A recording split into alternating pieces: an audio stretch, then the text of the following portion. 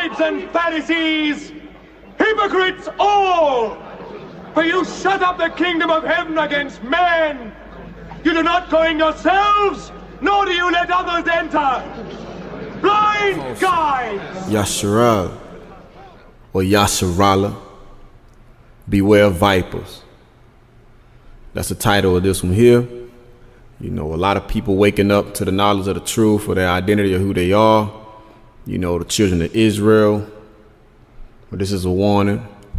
You know, just a warning to let all y'all know about the leaven out here, you know, that goes on amongst our people. So you caution, family, hear ye the word. He charged them, saying, take heed, beware the leaven of the Pharisees and of the leaven of Herod, by not giving heed to Jewish fables and commandments of men that turn from the truth.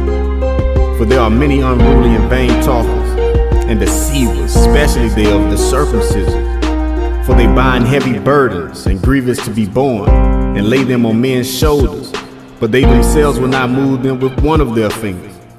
Whose mouths must be stopped, who subvert whole houses, teaching things which they are not, for filthy lucre's sake, desiring to be teachers of the law, understanding neither what they say nor whereof they affirm, an instructor of the foolish, a teacher of babes, which has the form of knowledge and of the truth in the law. And they profess that they know God, but in works they deny him, being abominable and disobedient, and unto every good work reprobate. Beware ye of the leaven of the Pharisees, which is hypocrisy. For the time will come when they will not endure sound doctrine, but after their own lust shall they heap to themselves teachers, having itching ears. And they shall turn away their ears from the truth, and shall be turned unto fables.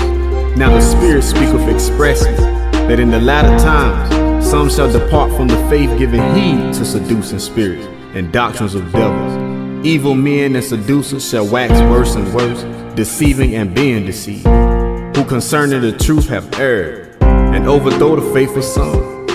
For they that are such serve not our Lord Yahshua Christ, but their own belly, and by good words and fair speeches deceive the hearts of the simple, speaking lies and hypocrisy, having their conscience seared with a hot iron, forbidding to marry, and commanding to abstain from meats which Allahayim God have created to be received with thanksgiving of them which believe and know the truth. This people draweth nigh to me with their mouth, and honoreth me with their lips, but their heart is far from me. But in vain they do worship me, teaching for doctrines the commandments of men. For many walk, of whom I have told you often, and now tell you even weeping, that they are the enemies of the cross of Christ, whose end is destruction, whose God is their belly, and whose glory is in their shame, who mind earthly things. Now the end of the commandment is charity, out of a pure heart, and of a good conscience, and of faith unfeigned.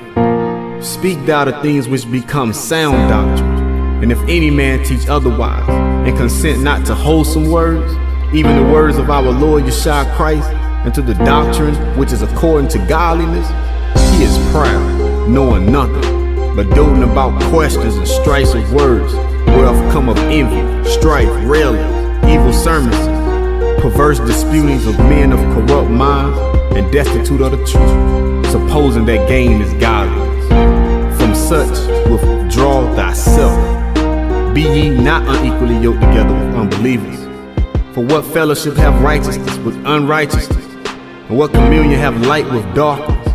Neither give heed to fables and endless genealogies, which minister questions rather than godly edifying, which is in faith. For in Yahshua Christ neither circumcision availeth anything, nor uncircumcision, but faith which worketh by love.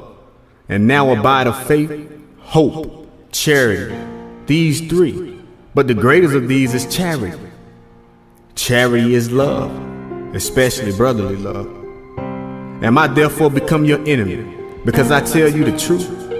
You shall know the truth, and the truth shall make you free. Beware lest any man spoil you through philosophy and vain deceit, after the traditions of men, after the rudiments of the world, and not after Christ. Caution, Yahshua or Yasharala, beware of vipers. That's the title of this one here. You know, a lot of people waking up to the knowledge of the truth for their identity of who they are. You know, the children of Israel. But this is a warning. You know, just a warning to let all y'all know about the leaven out here, you know, that goes on amongst our people. So you caution family, hear ye the word. He charged them saying, take heed, beware the leaven of the Pharisees and of the leaven of Paris, by not giving heed to Jewish fables and commandments of men that turn from the truth. For there are many unruly and vain talkers and deceivers, especially they of the circumcision. For they bind heavy burdens and grievous to be borne, and lay them on men's shoulders, but they themselves will not move them with one of their fingers. Whose mouths must be stopped, who subvert whole houses, teaching things which they ought not, for filthy lucre's sake, desiring to be teachers of the law, understanding neither what they say nor whereof they affirm. An instructor of the foolish, a teacher of babes, which has the form of knowledge and of the truth and the law. And they profess that they know God, but in words they deny him, being abominable and disobedient, and unto every good work reprobate.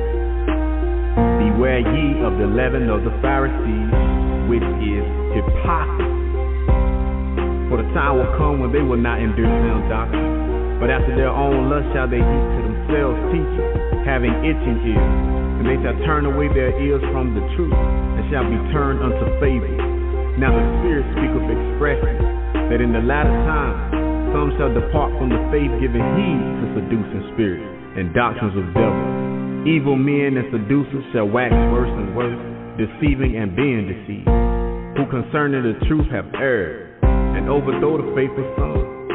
For they that are such serve not our Lord Yahshua Christ, but their own belly, and by good words and fair speeches deceive the hearts of the simple, speaking lies and hypocrisy, having their conscience seared with a hot iron, forbidding to marry, and commanding to abstain from meats which Elohim God hath created to be received with thanksgiving of them which believe and know the truth. This people draw nigh to me with their mouth, and honor of me with their lips, but their heart is far from me. But in vain they do worship me, teaching for doctrine the commandments of men. For many walk of whom I have told you often, and now tell you even weeping, that they are the enemies of the cross of Christ, whose end is destruction, whose God is their belly, and whose glory is in their shame, who mind earthly things. Now the end of the commandment is charity, out of a pure heart, and of a good conscience, and of faith unfeigned. Speak thou the things which become sound doctrine, and if any man teach otherwise, and consent not to wholesome words, even the words of our Lord Yahshua Christ, and to the doctrine which is according to godliness, he is proud, knowing nothing, but doting about questions and strife of words, whereof come of envy, strife, railing, evil sermons, perverse disputings of men of corrupt minds, and destitute of the truth, supposing that gain is godly.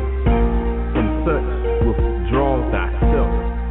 Be ye not unequally yoked together with unbelievers. For what fellowship have righteousness with unrighteousness? And what communion have light with darkness? Neither give heed to fables and endless genealogies, which minister questions rather than godly edifying, which is in faith. For in Yahshua Christ neither circumcision availeth anything, nor uncircumcision, but faith which worketh by love. And now abide of faith, hope, charity, these three. But the greatest of these is charity. Charity is love, especially brotherly love. Am I therefore become your enemy, because I tell you the truth? You shall know the truth, and the truth shall make you free. Beware lest any man spoil you through philosophy and vain deceit, after the tradition of men, after the rudiments of the world, and not after Christ.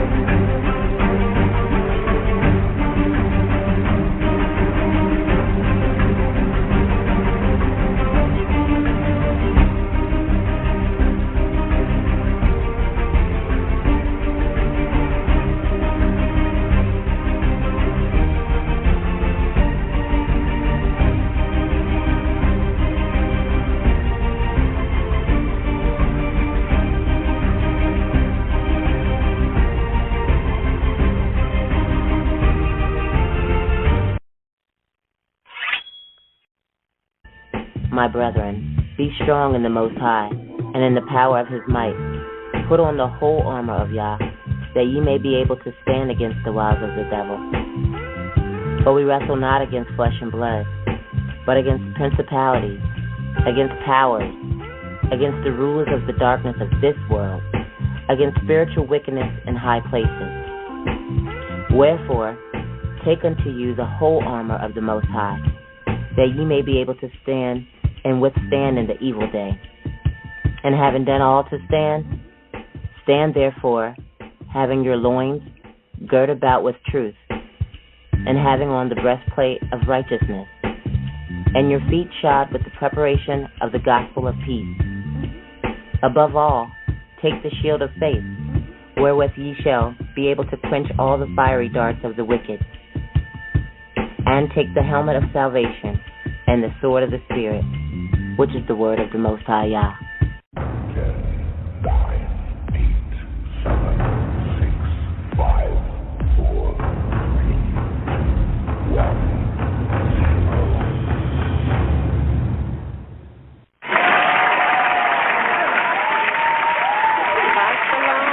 Set-apart people of the Most High Yah, we want to welcome you to another Sword of the Spirit audio biblical teaching broadcast show. We are your humble hosts, the servants of Yah, and we greet you in the name of our Master, Yahshua HaMashiach, on this set-apart day of our Father Yah and his Son. Let us praise his name in the dance. Let them sing praise to him with the timbrel and the lyre. For Yah takes pleasure in his people. He adorns the humble in Yahushua. Let the believers be joyful in his high esteem. Let them sing aloud on their beds. Let the exaltation of Yah be in their throats and a two-edged sword in their hands. So with that being said, going to bring in my co-host, Shabbat Shalom, sis. Shabbat Shalom, sis. How are you? I'm doing pretty good. I feel good. It's no snow on the ground. It feels like it's about 50 degrees. Yeah. The Most High woke me up, and looks like I may have a new job. Okay. So, okay. Praise finally be. doing what I want to do. So, yeah. Today is a good day. In spite of if that had not happened, it's a good day because, you know, many laid down last night. Yeah. And all of those people who laid down last night, I'm sure they had plans for today. Yeah. And they're not here. Mm-hmm. So the fact that he has allowed me another day is just another day to come before his people, another day to get it right, you know, because tomorrow is not promised. And we talk about that all the time. People say, well, I'm not ready yet, I'll wait, you know. Mm-hmm. But, you know, the next second is not promised. So yes. I'm good. How about yourself? I am good. Just have a little headache, but I'm good. Oh, no. Just starting to come out of nowhere, but I am not. I'm going to press through, and I am here. And like you said, I'm just blessed to be here another day and sharing his word with his people, and just honored also just to know his truth, because a lot of people are still, you know, asleep and don't have eyes to see and ears to hear and a heart to receive it. So I am blessed in that. And so I am just grateful to be here today to co-share with you. Yeah. Praise be to Yah. Praises be to Yah. Just before I get into today's show, Prina suggested, and I think it's a very good idea, we did this during the time of the election. And so for those who would like to join us on this coming Thursday, the eve prior to the inauguration of Donald Trump. I'm going to be nice today.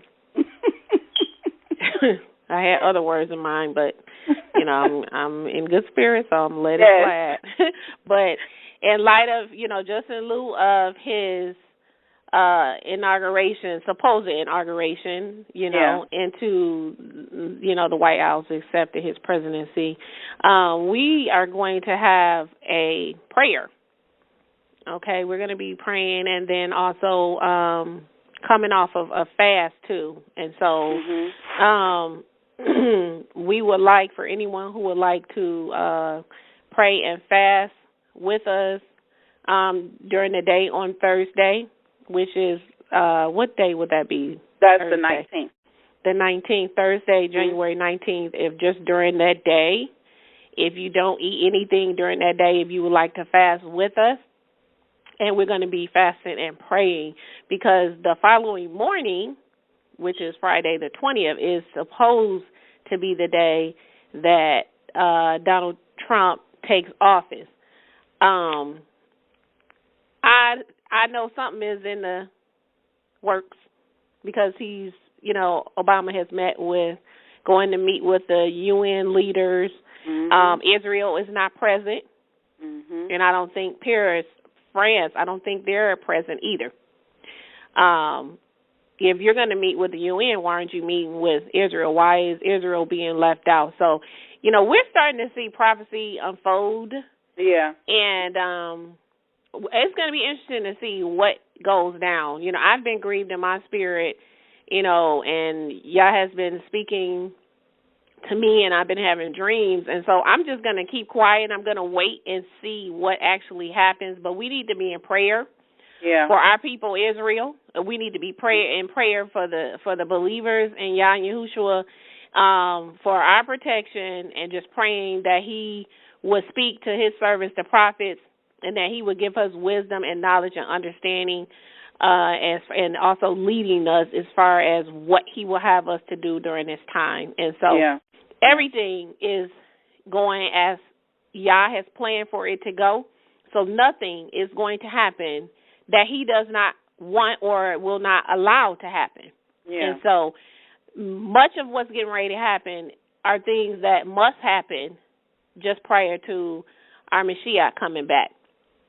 It's not going to be pleasant, because we know that what's getting ready to take place from here on out until that return is going to be persecution, like never before. And so it's time for the believers in the Most High to get ready. If you're not ready, you need to be ready, okay? It's time for you to put away your idolatries. It's time for you to stop playing church. If He's been calling you to do something, you need to do that. Yeah. If you were not inspired by last week's lesson about the 144,000 in first fruits to get up off your butts, I don't know what else is going to do it, because you will have to go back. I'm not getting ready to go back over the lesson. But Yah wants you to put Him first. He's not interested in being behind everything else, and then you fit Him in when you have time. It was a very significant message in the entire lesson. So I'm praying that those of you who heard it don't just hear the lesson and then be like the man who looks at himself in the mirror, and then when he walks away, he forgets the manner of man he was. You can't do that. Because too often we get inspired, by lessons that we hear or scriptures that we read, and then as soon as we walk away and close the scriptures, the lesson is over. Then we forgot about it, and then we're back to doing what we were doing before. That was an urgent message, because He's been warning me to urge our people. So we're praying that you take heed to the lesson that was last week and not ignore it. So with that being said, I'm going to get into our 88th show for today. Today's lesson is entitled Beware of the Leaven of the Pharisee and Sadducee leaders. And so we know that one of the most urgent warnings that our Master Yahshua uttered to His followers, or those who follow Him and His disciples especially, but during His earthly ministry, one of the things that He said outside of do not be deceived or let no man deceive you, He strongly urged that we beware of the leaven of the Pharisees and the Sadducees, or the leaven of the Scribes and the Pharisees. So who were the Scribes? Who were the Pharisees? Who were the Sadducees? And why was our Messiah vehemently opposed to these men? What is their leaven? What is the leaven that our Messiah spoke about?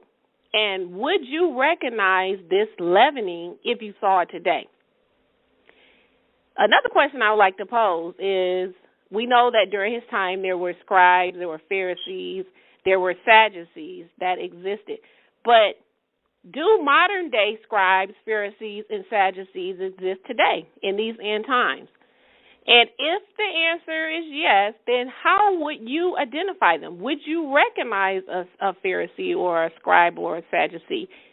And so today we're going to expose what this leaven was that our Mashiach spoke about, and also the conduct of these leaders, and why our Mashiach over and over warned his believers to avoid them.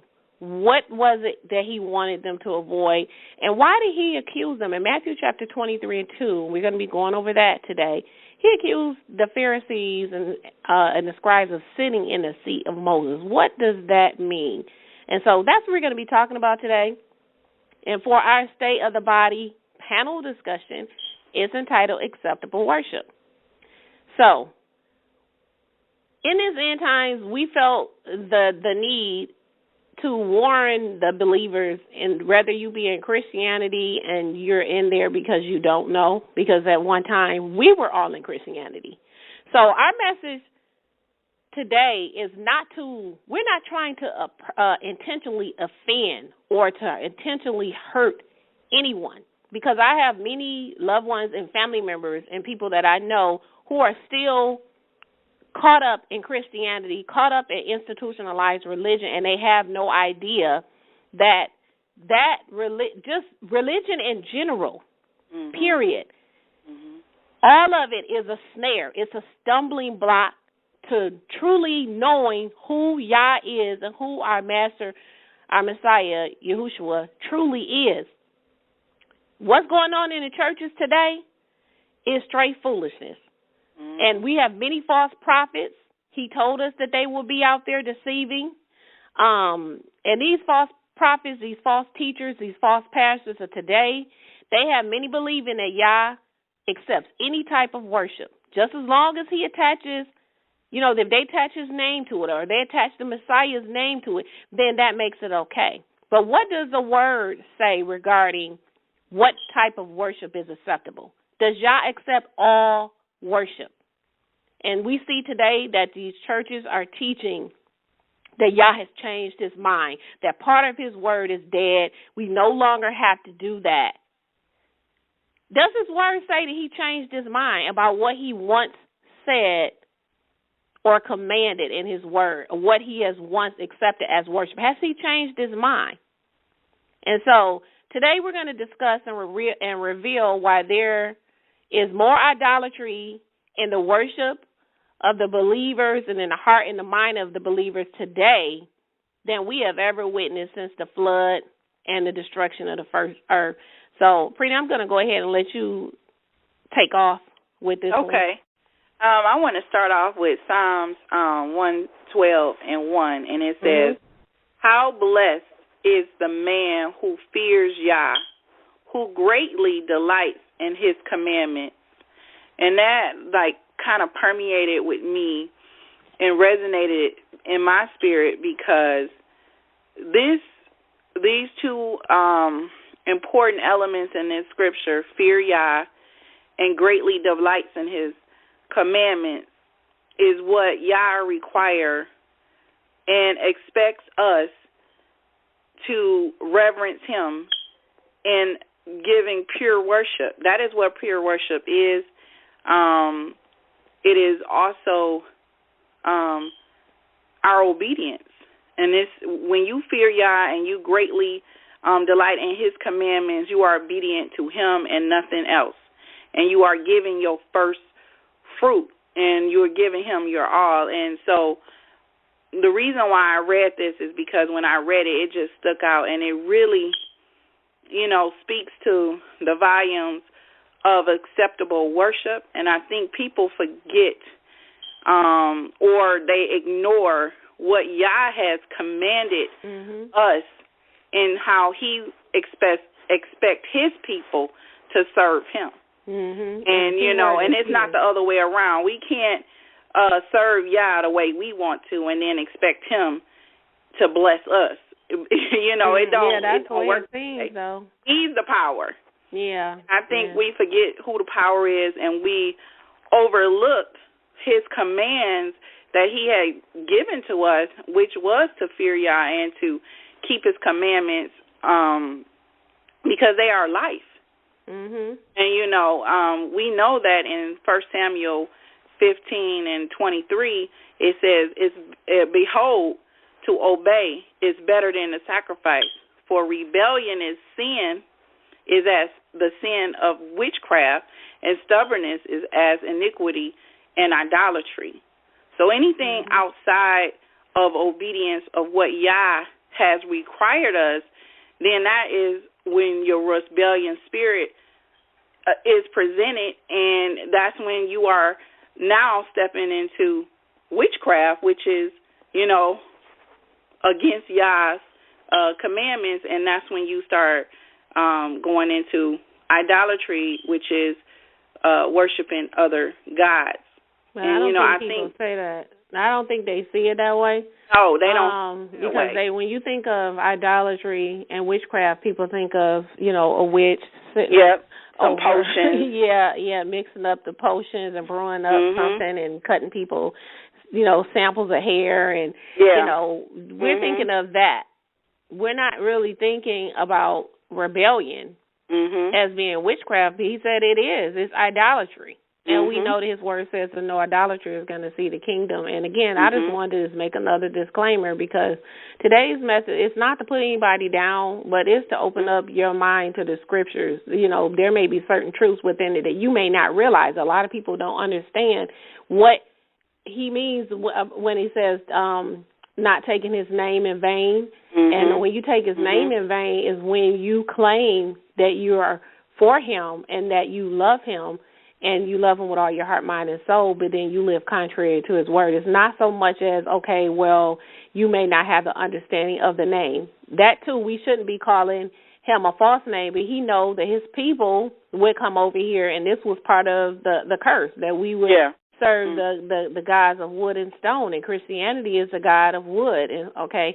So he knows that, but you also take his name in vain when you say, you know, oh, I know him, or I know people say, I know God, I have a personal relationship. If you have a relationship with him, then you would know certain truths about him. And so you would know what his what he requires when you're in a relationship with somebody, and we're in a marriage covenant with him. Yeah. I mean, now he's a divorced Judah. I mean, not Judah, but Israel. The 10 lost tribes, the northern tribe. And so, you know, that covenant has to be renewed, but we're espoused.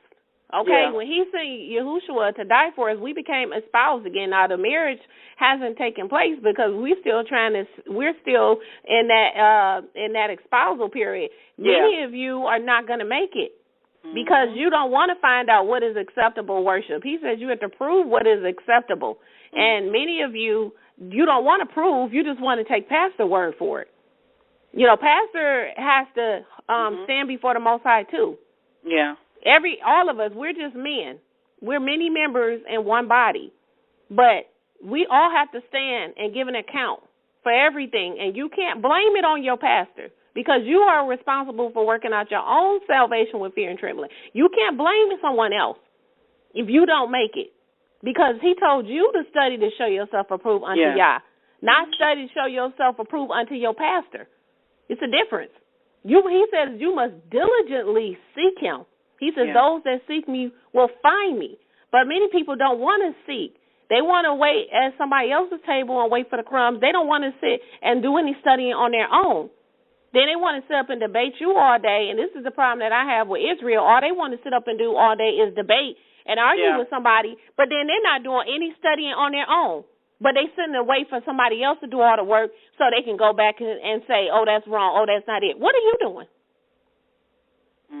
You have to take accountability for your own salvation. This is your soul we talking about.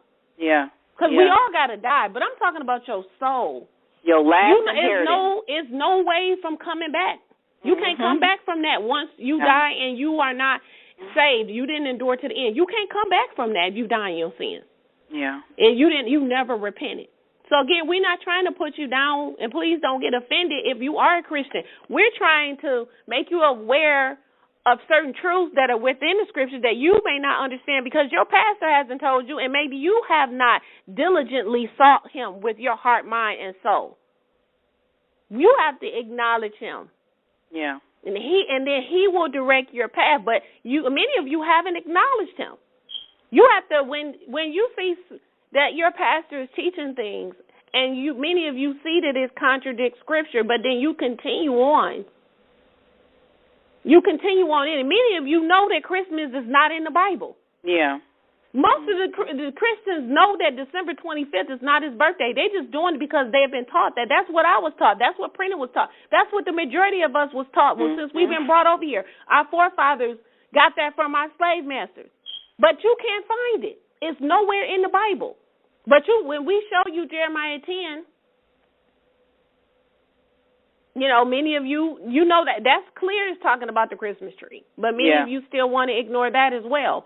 Mm-hmm. Yes, everyone comes into the truth in their own timing, but time is running out. So that's why we're speaking and teaching with such urgency and with such passion the way that we do, because we care. And so we don't think that we can save anybody, but is that going to stop us from urgently warning the body and being a watchman? No, absolutely not.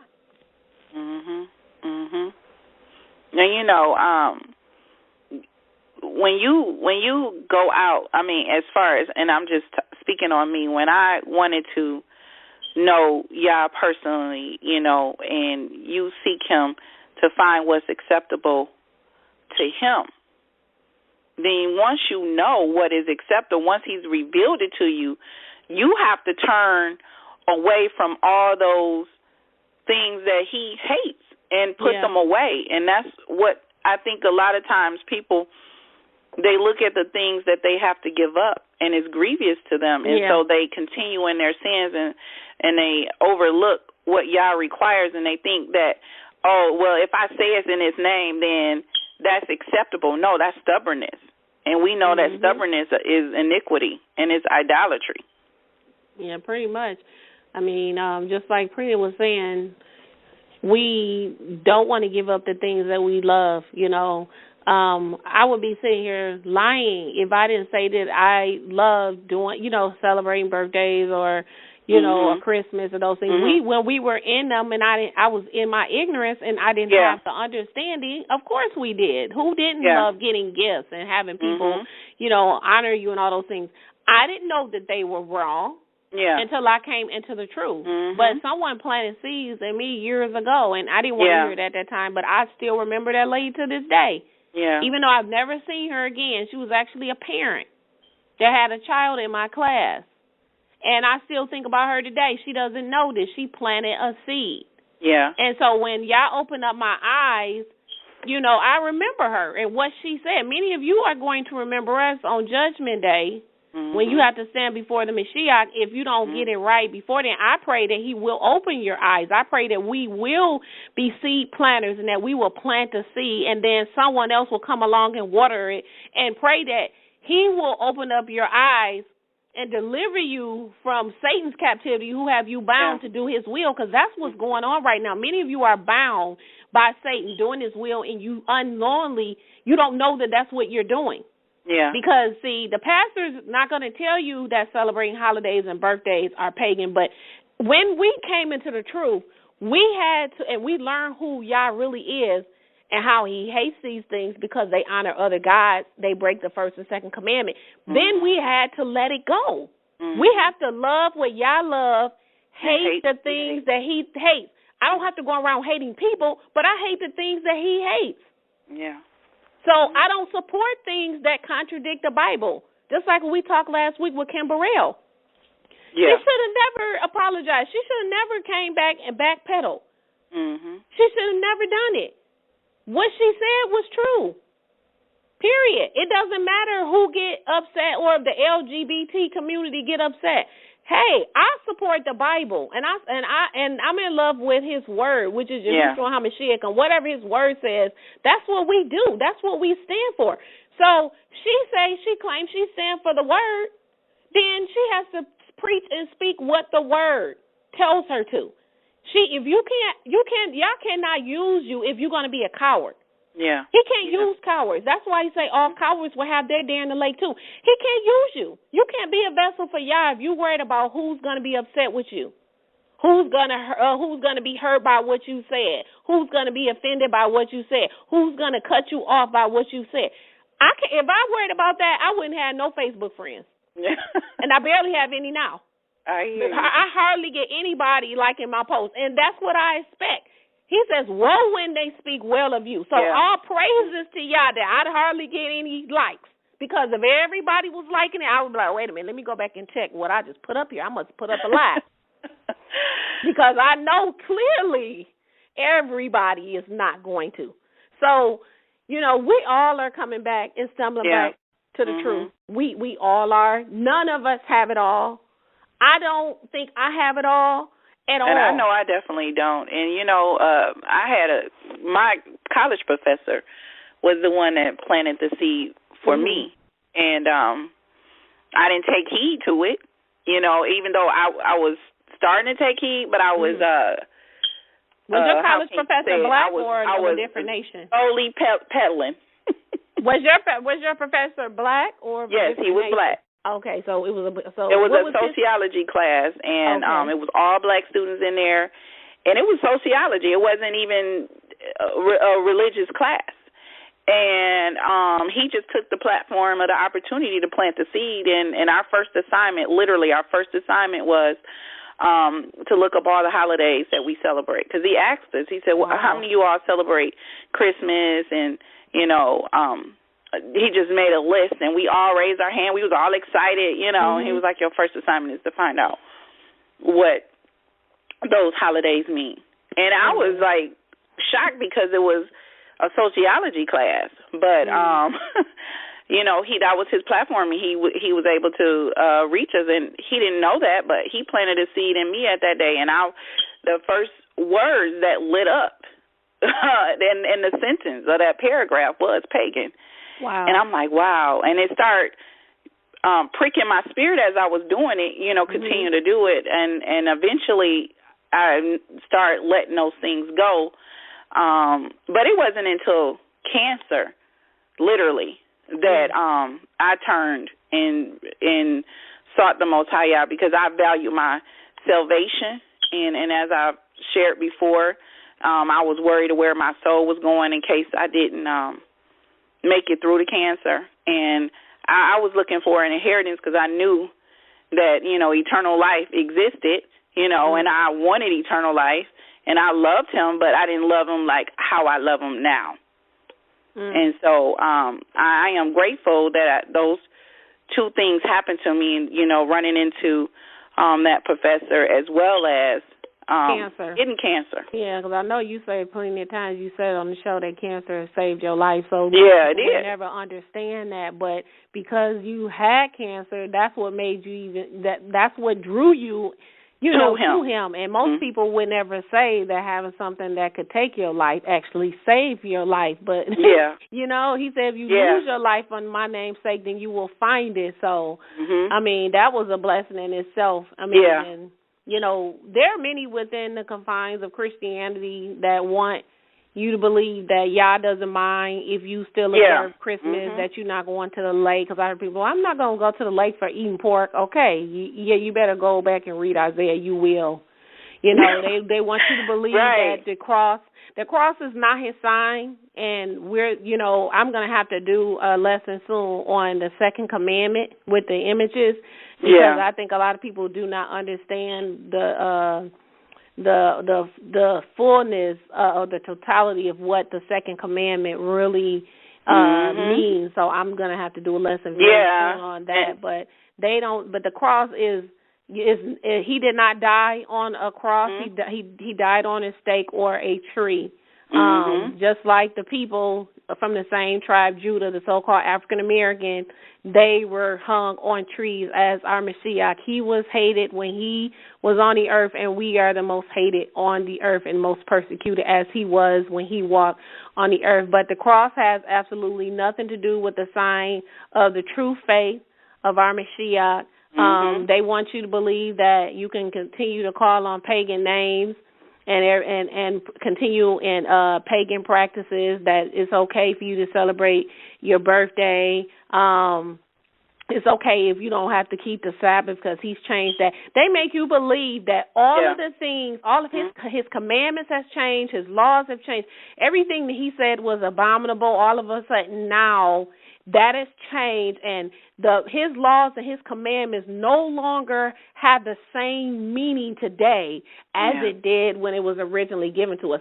That is what they want to tell you. He doesn't mind, because everything has changed. That's one of the biggest lies that Satan has said. First of all, that part of his word is dead. Yeah. Most people would never even think of, when you say that the law is done away with, you're saying part of his law is dead. Yeah. Yeah. Part of his word is dead. We know that the word is Yahshua HaMashiach, our Messiah. So are you saying that he is dead? Because I know that he raised after 3 days and 3 nights. Yeah. They'll tell you, it's okay to eat pork. It's okay, you don't have to keep the Sabbath. Because he rose on Sunday. We cleared that up last week. This is the common thread that we hear in Christianity and in religion alike. We're not trying to attack anyone, but we're trying to wake you up and to help you to understand, like I said, certain truths that may be in Scripture that you may not understand. But if you are a Christian and you do listen to my, to the shows, because I do have people who let me know that they have been listening and they enjoy listening, my prayer is that you will pray and fast and seek the Most High concerning the teachings that you have been hearing, and pray and ask that he will give you understanding of what you're hearing, and if it is true, that he will open up your heart to receive it, to walk in it. You got to have, it takes a lot of faith and courage and trust in Yah to walk away from Christianity. Yeah. That's a big deal, especially with black people. Yeah. Okay, because Judah means praise. Okay, we were created to praise him. That's our tribal name, to praise. And so we have to, we know we are a praying people. When we get together and we're singing and there is an anointing, there is something different when we do it than any other nation. I'm not trying to be funny, but we have that within us, and so it's no coincidence why people love our music and love our talents and love our gifts. But we're using our talents and gifts to glorify Satan and not Yah. Yeah. The worship that we think that we're doing in the churches is not acceptable to Yah. He doesn't accept it. He doesn't accept Christmas. He doesn't accept Easter. He doesn't accept any holidays, birthdays. He doesn't accept eating unclean foods, pork, shrimp, crab, and lobster. He doesn't approve of that. That's not food. And something that I want to state is I'm starting to see so many false teachings in Israel. Yes. And Israel is teaching. Let me explain something. If you are married, because there's teaching, you cannot anal and oral sex. And I know I'm getting completely off the topic. Okay. Anal and oral sex is sodomy. Yeah. If you do not know that, and if you did not know that, because last week at the beginning of the show, I said to put away all idolatry, sexual immorality, uncleanness. It is time for us. We've learned a lot of things when we came here, when we were brought here on that transatlantic slave trade, and wherever we were scattered to the four corners of the earth. We learned things that were unclean. Israel was participating in Baal worship. That's what Baal worship is Baal Peor worship. Look it up and research it for yourself. You listen to our show. I don't remember which show it was. I think it was the 37th. It was something in the 30s. I don't remember. I think it was the 32nd or 37th. But it's called Is the Marriage Bed Undefiled? The marriage bed is undefiled. Go back and listen to that in its totality, all the way to the end. Because if you are married and you are engaging in anal and oral sex, you are committing sodomy. You already know what he did when he destroyed Sodom and Gomorrah before, and you know what he says about sodomites. Masturbation is included in that too. Masturbating too. All of those three that I just named it's sexual immorality, it's sexual uncleanness, and it's also fornication and adultery. Listen to our show, because I don't have time to go back, but I feel led to do this because I'm seeing teachings from amongst Israel that's teaching that it's okay for because the marriage bed is undefiled. They're taking that verse in Hebrews, I think it's 13, I can't remember, but they're taking that verse and they're taking it and they're using it out of context. They're using the Songs of Solomon and his writings to state that it's okay for a husband and a wife to engage in anal and oral sex. First of all, your behind was not meant and was not created to take in a man's penis. Mm-hmm. Your mouth was not meant to swallow a man's semen or to take in a woman's vaginal fluid. And I'm sorry that I'm being vulgar, but I have to say it like it is. When you're engaging in anal or oral sex, you are eating from places of waste. Mm-hmm. Mm-hmm. What does a woman do? She has vaginal fluids, yeast infections she gets from time to time. She also bleeds monthly, okay? You urinates from her vagina. Same thing with men. You're behind. Your behind is for what? Exit only. Mm-hmm. Your behind was not created to have something entering into it. Going in somebody's behind and then you're pulling out feces. That's unclean. Don't tell me that the marriage bed is undefiled. It only becomes it's only undefiled when you don't defile it. You can't bring a donkey in the bedroom. You can't go bring somebody else and add them to your marriage and say, oh, well, because I'm a husband and I'm here, because I'm hearing this now, because as long as the husband is present, it's okay for two women to sleep together. That's lesbianism. Yeah. You can't go and have threesomes if you're married. You can't do that. Yeah, can't have open marriages either. You can't do those things. He is not created. Your body is, we are now the temple. We are now the temple of Yah. He doesn't reside in temples that's made by hands. He's not residing in buildings and churches. We are now the temple that he lives in. His set-apart spirit lives in us. He's not going to live in you. Don't tell me that the set-apart spirit of Yah, his Ruach HaKodesh, is driving you to put your mouth on some man's penis and swallow his semen. That's not what his set-apart spirit is not driving you to stick your penis in somebody's behind, pulling out feces. His spirit is clean and set apart. He's not driving you to do that. It's Baal Peor worship. Look it up, because they were doing it with Israel. Baal Peor was spoken of all throughout Scripture, and in order to please this God, you had to defecate yourself. That's what that worship was all about. They even have the statues. So I had to throw that in because that's a different type of worship. Yeah. So when you're engaging in anal oral sex, it is Baal Peor worship. Yeah. And you will go to hell for it. Mm-hmm. And we have to tell you this the way that it is. I know for a fact because Yah dealt with me with it. I was never engaging in any anal sex. I never did that. But we have all pretty much done the other thing with oral, period. Yeah. So I'm not getting ready to try to act like I'm some holy roller. Before I came into the truth, God dealt with me with that. And also, I had first-hand experience with seeing this demon manifest itself in my household. I know. I spoke to this demon. It didn't want to leave because I was married before, and it destroyed my marriage.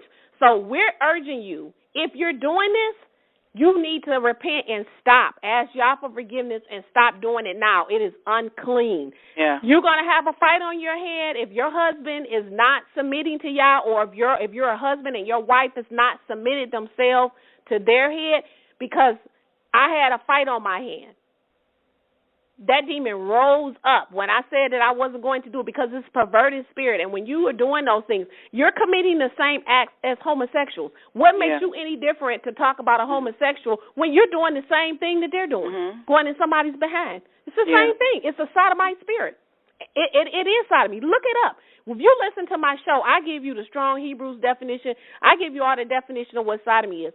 I just wanted to put that in there, Preenet. I'm sorry. No, because I had to take the time. That's unacceptable. That's a different type of worship, and that is prevalent for this topic. And also, I wanted to make mention that that I've been seeing on some of my Facebook page, the conscious mind and the conscious spirit, and this new age spirituality, that people has been dibbling and dabbling in. That is, another form of witchcraft and idolatry. Yeah, you worshiping, finding a higher power you or the energy, energies, free your mind, all of this. What was that? Because I had recently did a note about maybe about a month and a half, 2 months ago about that. I've been seeing a lot of people, and I've lost a few people to this whole thing with the spirit science. I'm seeing a lot of Israel. Even one of my Facebook friends, she had posted something, and she was on point with this, and she was saying basically that she's really starting to look side-eye at some of the people in Israel who are claiming Yah, but then they're posting all this astrology stuff and all this stuff with the energy and, in your mind, all this stuff. All of that stuff is New Age stuff. When I see it, immediately there's a flag that goes up, because everyone that I saw that I have, were either Facebook friends with or were friends with, when they started going off, it's a certain level of consciousness. I don't want any knowledge or consciousness that's not coming from the Ruach HaKodesh, because a lot of that stuff is coming from Satan himself. Anything that where you're getting all of these quotes and they're coming from all these people who do not love Yah, mock him to his face.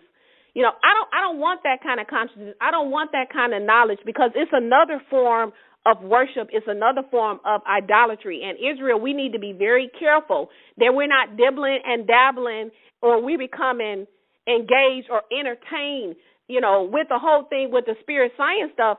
I stay away from all of that stuff, because I know where that stuff is going. What spirit is that? What spirit of science is that? Only, he says, you're covering with a covering, but not my spirit. We have to be very careful, especially now, to stay away from other things. I don't care how deep it sounds. I don't care how well versed it may sound. We're only gonna go so deep right now. Israel's gonna try to be so deep, but they're gonna deep themselves right out of their salvation, because they're starting to go off astray. Stay within the word. Yeah. Stop going off, because I'm starting to see a lot of this. Well, I've been seeing it for the past 2 years with people that I was very close to, and they're starting to go off. One next thing I know, they're posting all these spirit science things, or these what's the other one? Because there's so many of them. I know New Age movement things with the energies. Yeah. And the chakra. Yeah, all of this stuff, and we're not supposed to be messing around with that, because what's going to happen is you're going to open up the door to demonic spirits. That's what's going to happen, and you invite those things and those spirits to come into your heart and into your mind, and then eventually into your household when you start veering off to those things. I don't even want to become entertained in it. I don't even care. I'm very careful when I'm on Facebook. I see a lot of things coming through my news feed. I continue to scroll past it, because I don't want something that's not coming from the set apart spirit of Yah. I'm just learning right now to keep my mind on his word and try to stay focused on that, because there's a lot of New Age stuff that's coming, and it's not coming from him. And everything, and what we need to realize, there's a lot of knowledge out there. There's a lot of information out there. Yeah. But he is not meant for us to know everything. A lot of the stuff that you may get from demons, because the way I look at it is this: if it's not coming from Yah, it's coming from unclean spirits. Yeah. I'm not saying that there might not be some truth to it, but do I want to really dabble in that? Yeah. Is that something that Yah really wants me to know? Right now, my whole thing is trying to be a vessel that Yah can use, and you have to be a pure vessel. Yeah. Keeping yourself set apart from those type of things. some people might be, oh, she a Bible thumper. Oh, she's, judging people. I'm not judging. My love that I have for Yah and his people is pure. Yeah. Everybody might not like the way that I deliver what he gives to me, but this is the way that he gives it to me. Nobody knows what Yah's dreams, the dreams that he's given to me and the words that he has put in my heart to speak and commanded me to speak. I have to do what he's told me to do. Yeah. I can't worry about who's offended by it, who doesn't like it, who unfriends me because of it, who cuts me off because of it. People come and go. But Yah's kingdom is eternal. And guess what? I want to be there. Yeah. I pray that he's count me worthy enough to be there. But all I can do is warn people. And when I warn, and then I leave it alone. Either they're going to receive it or they don't. But at the end of the day, whether they like me or not, you'll remember later when you stand before him and he say, I sent my servant to you. She warned you about this. You didn't want to listen. We can't. This is the thing that Yah has been putting in my spirit as of lately. Yeah. You're going to have to make a choice. We can't be Yah in the word and then posting spirit science stuff or new age stuff. Yeah. All the frequencies and all of this stuff. When you're starting to get off into all of that, when I hear those type of things, I know exactly where all of that stuff come from. Because when I've gone to a lot of those pages that I've seen friends share and it's come through my news feed, then it's got demon-looking spirits in the back. I see the eye of horse in the back. I see a snake in the back. I see an ankh in the back. All of this, I'm very aware of where all of that stuff comes from. None of that has anything to do with Yah, but it comes from witchcraft and astrology. Yeah. And from pagan gods. It's idolatry. So you cannot, even on Facebook, I have to still remain set apart. Yeah, I'm going to share his truth, but I don't like things that contradict his word. Yeah.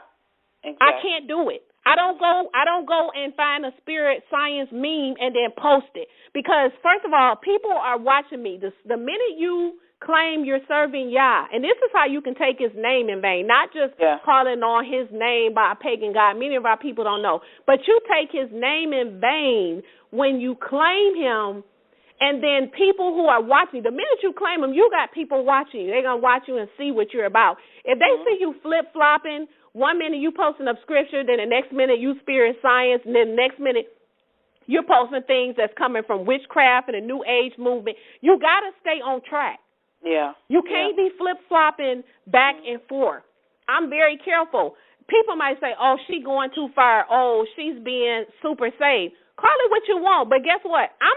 He says to be used circumspectly. We're supposed to walk circumspectly. Yeah. Do you know what it means to be circumspectly? That means you are walking and living this walk with a fine-tooth comb. You are, when you're on a high wire, you are walking 1 foot in the other, the straight and narrow walk. If you got to walk and you got traps all around you, you're going to do your best to hop, skip, jump over those traps, duck, whatever you got to do to make sure that you don't get hit. It's not going to be easy.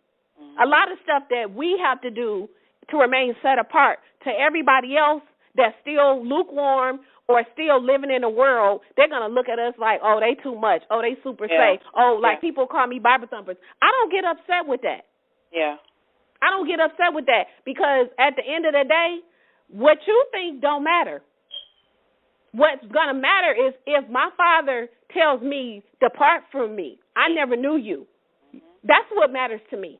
Because it's too late in the game right now to be dibbling and dabbling in other things that seem like it's good. Yeah, I see a lot of good quotes come through the news feed, but as soon as I see it say spirit science, New Age movement, and it's a lot of just, I can't even remember all of them. As soon as I see it, if I'm looking on it and I see that it's got a snake in the back, if it's got a cross with an ankh on it, if it has the eye of horse on it, if it has the triangle pyramid on it, you got to pay attention to symbolism because it means something, because these things honor their gods. Yeah. It's got demon beings in it. What am I doing liking that? What am I doing entertaining that? You got to make a choice. We are espoused to our Mashiach, Yahshua HaMashiach. Right now, he going to find out if you get ready to get dropped or not. Yeah. Because he's going to shut the door on you. If you engage to somebody, he can't see you stepping out and you entertaining other dudes, you smiling at other dudes. You might not say, well, I'm not getting ready to go sleep with the guy, but you walking, let's say you with your fiance, you walking past with your fiance, and then you see another guy coming the other way. You like, and you know he smiling at you, and you smiling back. What you smiling for? Yeah. What you smiling for? You with your man, you with your fiance. That's disrespectful for you to smile and entertain another dude when you already have someone. Yeah. So if we're going to be married to him and that marriage covenant hasn't taken place yet, the marriage hasn't taken place, but he says, I have espoused you to one husband. Yeah. So that means that you have to love him with all your heart, all your mind, all your soul. You can't entertain no other gods in no other way. Yeah. And it doesn't matter what form it's in. Yeah. And this may seem kind of harsh. You might say this over the top. That's going to be your opinion. Yeah, but he also say work out your salvation in fear and trembling. Yes. You know, and so, I mean, I don't know if you know what fear and trembling is, but I do. You know, and that's to be careful in everything that you do. And, you know, we need to examine everything. You know, and it may seem extreme, but sometimes we unknowingly sin against the Most High and we don't even know it. Yeah, and so you have to be careful, you know, because you can lose your salvation at any time, you know, and we working out our salvation, but at any moment, you know, when you die and whatever you've done at that moment of death or haven't repented of for that, you haven't repented of it, I mean, that's it for you. And so I just try to walk circumspectly, and I just try to be careful and fear Yah. That's my main goal. I fear him because I know I don't care what men say.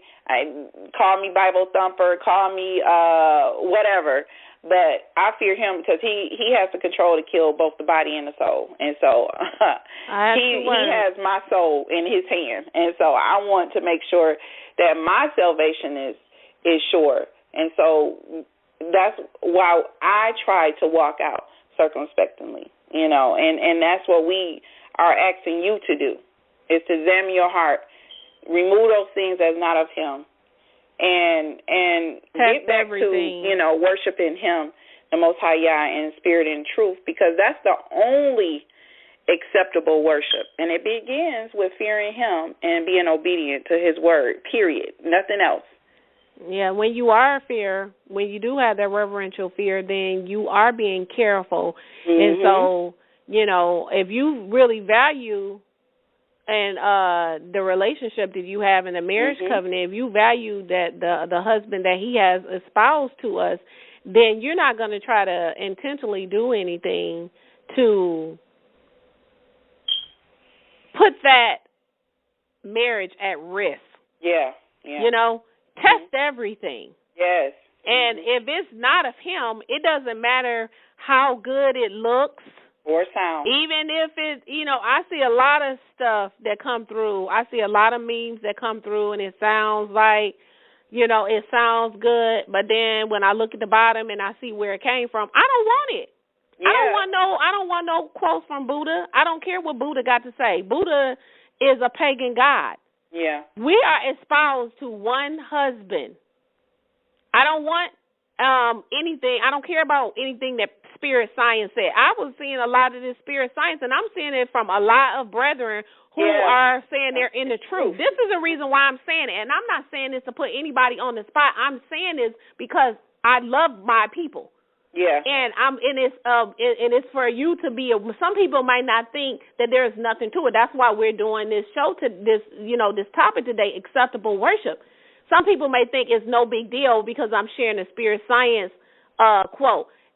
I seen a quote before from Buddha, and I said, I was looking for a specific quote, and I was looking for something else, I think, that had to pertain to the show I was studying, and I saw this quote, and then I was like, oh, this looks like a good thing to post. And then I looked at the bottom, and it said Buddha. I'm like, oh, never mind, forget it. That ruined everything. I cannot do that Because how can I say, I'm serving y'all, I'm going hard on Facebook, I'm going hard on the show, I go hard on my website, and then in the videos, and then people see me putting up Buddha quotes. You cannot serve two masters. Yeah. I'm espoused to one husband. That's Yahshua HaMashiach. I can't entertain Buddha. I can't entertain spirit science and any other of the. There's plenty of these new age. We have to be very careful. Yeah. Satan is always off at the side, just like he was with Eve, trying to lure you in to make you think that it's okay to do something that Yah has clearly said in his word we're not supposed to do. We cannot. It's too late right now for any of us to lose our salvation because we don't know when our last breath on this life is going to be. I'm just seeing so many people losing their lives, young people losing their lives, and I don't want to be caught when the Mashiach, at my death or when he comes back, and I'm over here entertaining a pagan god. You know what I'm saying? We have to be very careful. What spirit? I don't want to. What is spirit science? Where you have to understand. Where is it? I went to the page, and when I went there, it had all these spirit-like beings that look like demons, and had all of this New Age movement stuff, and I couldn't believe, all the energy and the frequencies. I see this stuff. Yeah. Y'all need to stay away from that stuff. Yeah. Just stay away from it. But I want to say something else before. That's the only word and the only word you need to motivate you, to inspire you, to uplift you, to edify you. That's the only word you need is your word. Yeah, if it ain't coming from the Ruach spirit, I don't want it. But I wanted to say this before I get started with today's show because it's getting close. If I offended anybody earlier about with the vulgarity, because I wasn't trying to be vulgar when I was speaking about anal and oral sex, but I had to say it the way that it really is, because a lot of people are married and they do not realize that anal and oral sex is sodomy, is adultery, and is fornication. And so if you want to go back through our archives, through Daughter of Yah, Sword of Spirit show, I don't know, it's in the 30s show. I think it's either the 37th or the 32nd, one of them. But the marriage bed is undefiled. Go back and look at that lesson. Go back and listen to it in its totality. You don't have to listen from the state of the body, but listen to it from the time that I begin the lesson. It will be clear to you by the end of that lesson that you cannot do it. Again, it is Baal Peor worship, and if you don't know that, you need to do some research on it, because they had to defecate themselves before this god.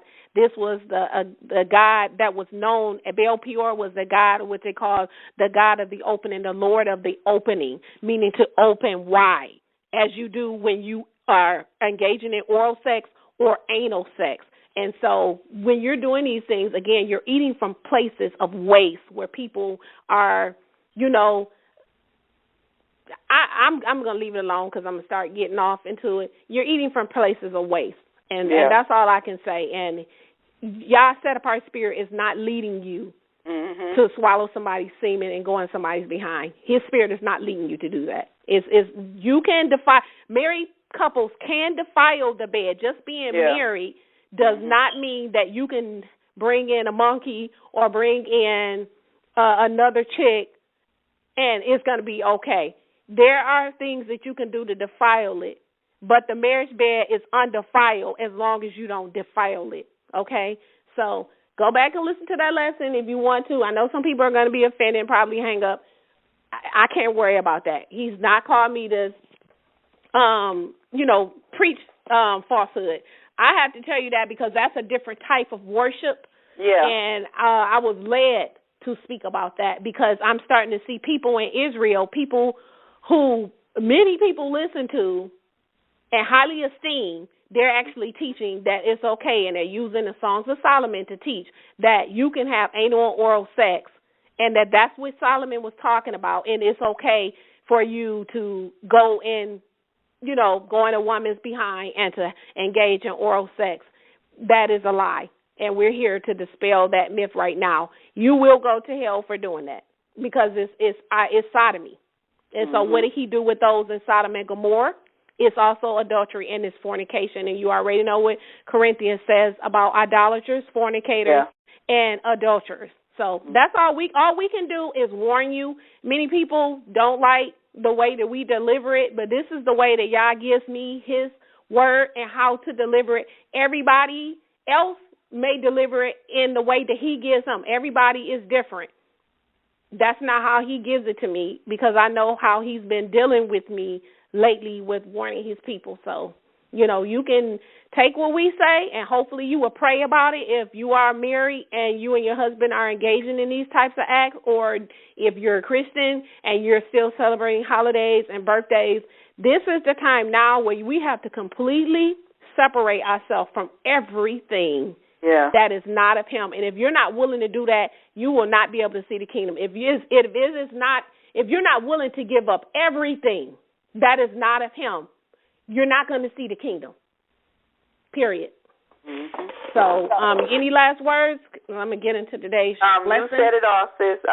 Just be obedient, and don't be deceived by Satan's trickery. And most importantly, work out your salvation in fear and trembling. That's all I have to say. All right. Well, thank you, sis. You're welcome. All right. Today's lesson definitely is not going to be long. So for those of you who hung on last week, I want to send an extra special toda to you all for hanging in with us. But last week's lesson was such a blessing. Like, I'm still writing on last week's lesson and the revelation that the Most High gave us. And that lesson, last week's lesson was entitled the 144,000, the first fruits of Yah and the Lamb. And so if you did not catch that lesson, please go back and listen to it. You may have to listen to it in parts because it's kind of long. But we talked about who the sealed 144,000 were. We showed the correlation of Revelation 7 to Revelation 14 and the end time role that they will play.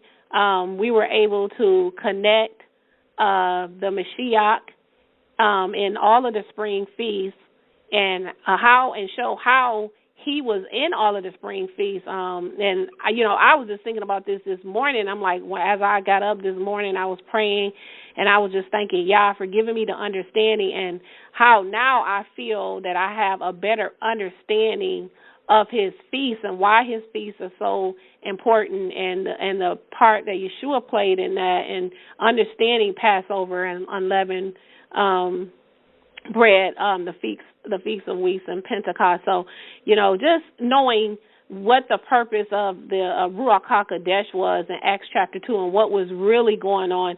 I mean, Yah has been leading me from these last 3 weeks. One lesson has been connecting to another. So it's very important that, even in your studying, that you pray that he will lead you and guide you in your studies, because, one time, I made, a lot of times I say, I'm going to do the show on this, and Preet and I will sit down and talk about what shows we would like to talk about, but then majority of the times I'm saying one thing, and then I have to call Preet back and I'm like, okay, y'all wants me to do it on this. I'm being led to do it on something else. And so last week was such a blessing.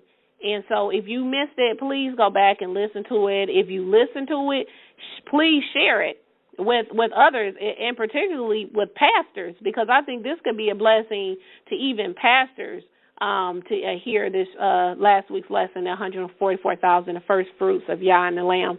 And so let's get into today's lesson. Today's 88th show, or lesson, shall I say. I hate that. I'm thinking about changing it. But today's 88th lesson is entitled, Beware of the Leaven of the Pharisees and Sadducee Leaders. So the first thing we want to do is talk about, or just identify, who the Scribes, the Pharisees, and the Sadducees were. Who were they? Just to start off top, the Pharisees and the Sadducees and the Scribes, they were they were the biggest religious hypocrites in Yahushua's day.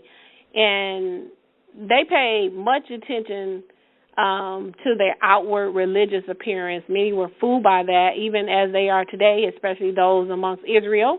Always looking at what someone looks like, how Hebrew they are, how well they speak Hebrew. Often just like the Pharisees. And, Yahshua, he saw right through it. And he often called them hypocrites, phony. Much of what he thought of them was pretty much that they were vain and full of it, and that's a nice way to put it. And this is the reason why he warned them to beware of the leaven of the Pharisees and the Sadducees, and then he also included the Scribes in that. So the first thing we're going to do is just kind of give you a brief description of who the Pharisees, the Sadducees, and the Scribes were.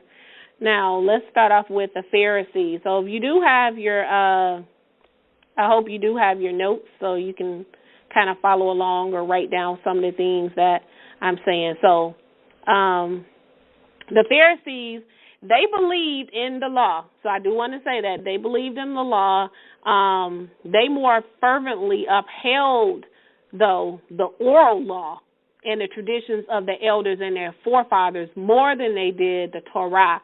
And so what they basically contend is that the oral law was given to Moses, okay, and it was given to him to interpret Yah's law. So today, they actually uphold the oral law over the Torah or the law of the Most High and the law of their elders and the law of their elders, which we're going to find when we read Matthew chapter 23 and some of the other scriptures, that they were more concerned about the traditions of the elders and their forefathers and the oral law being broken over the law. But I just wanted to make it clear that they did believe in it, but they more upheld the oral law and the tradition. So the interpretation of the law was something that they were well known for.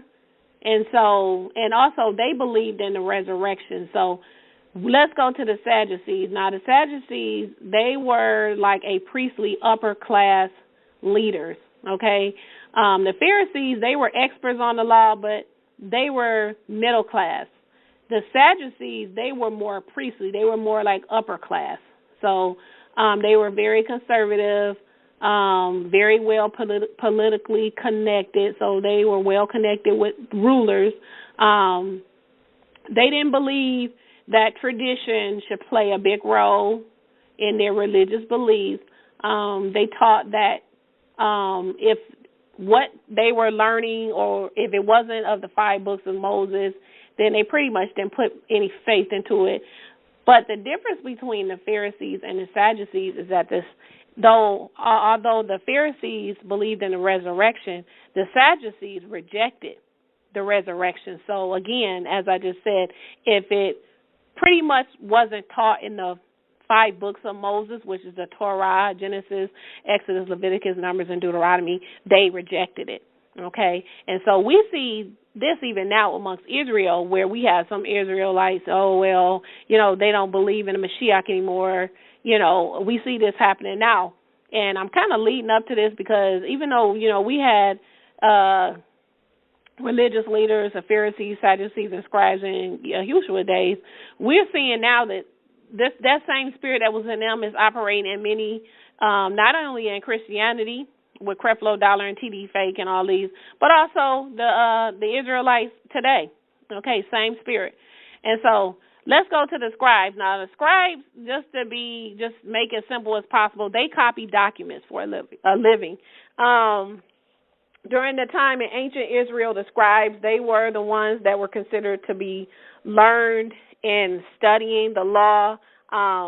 That pretty much was their business, to study the law, to transcribe it, and then they wrote commentaries on it. And we know Ezra was actually a teacher, and it tells you that in Ezra 7 and 6 that he was a teacher who was well versed in the law of Moses. He was a scribe, okay? And actually our teaching ministry, the Sword of the Spirit, and also Servants of Yah, comes from Ezra 7 and 10.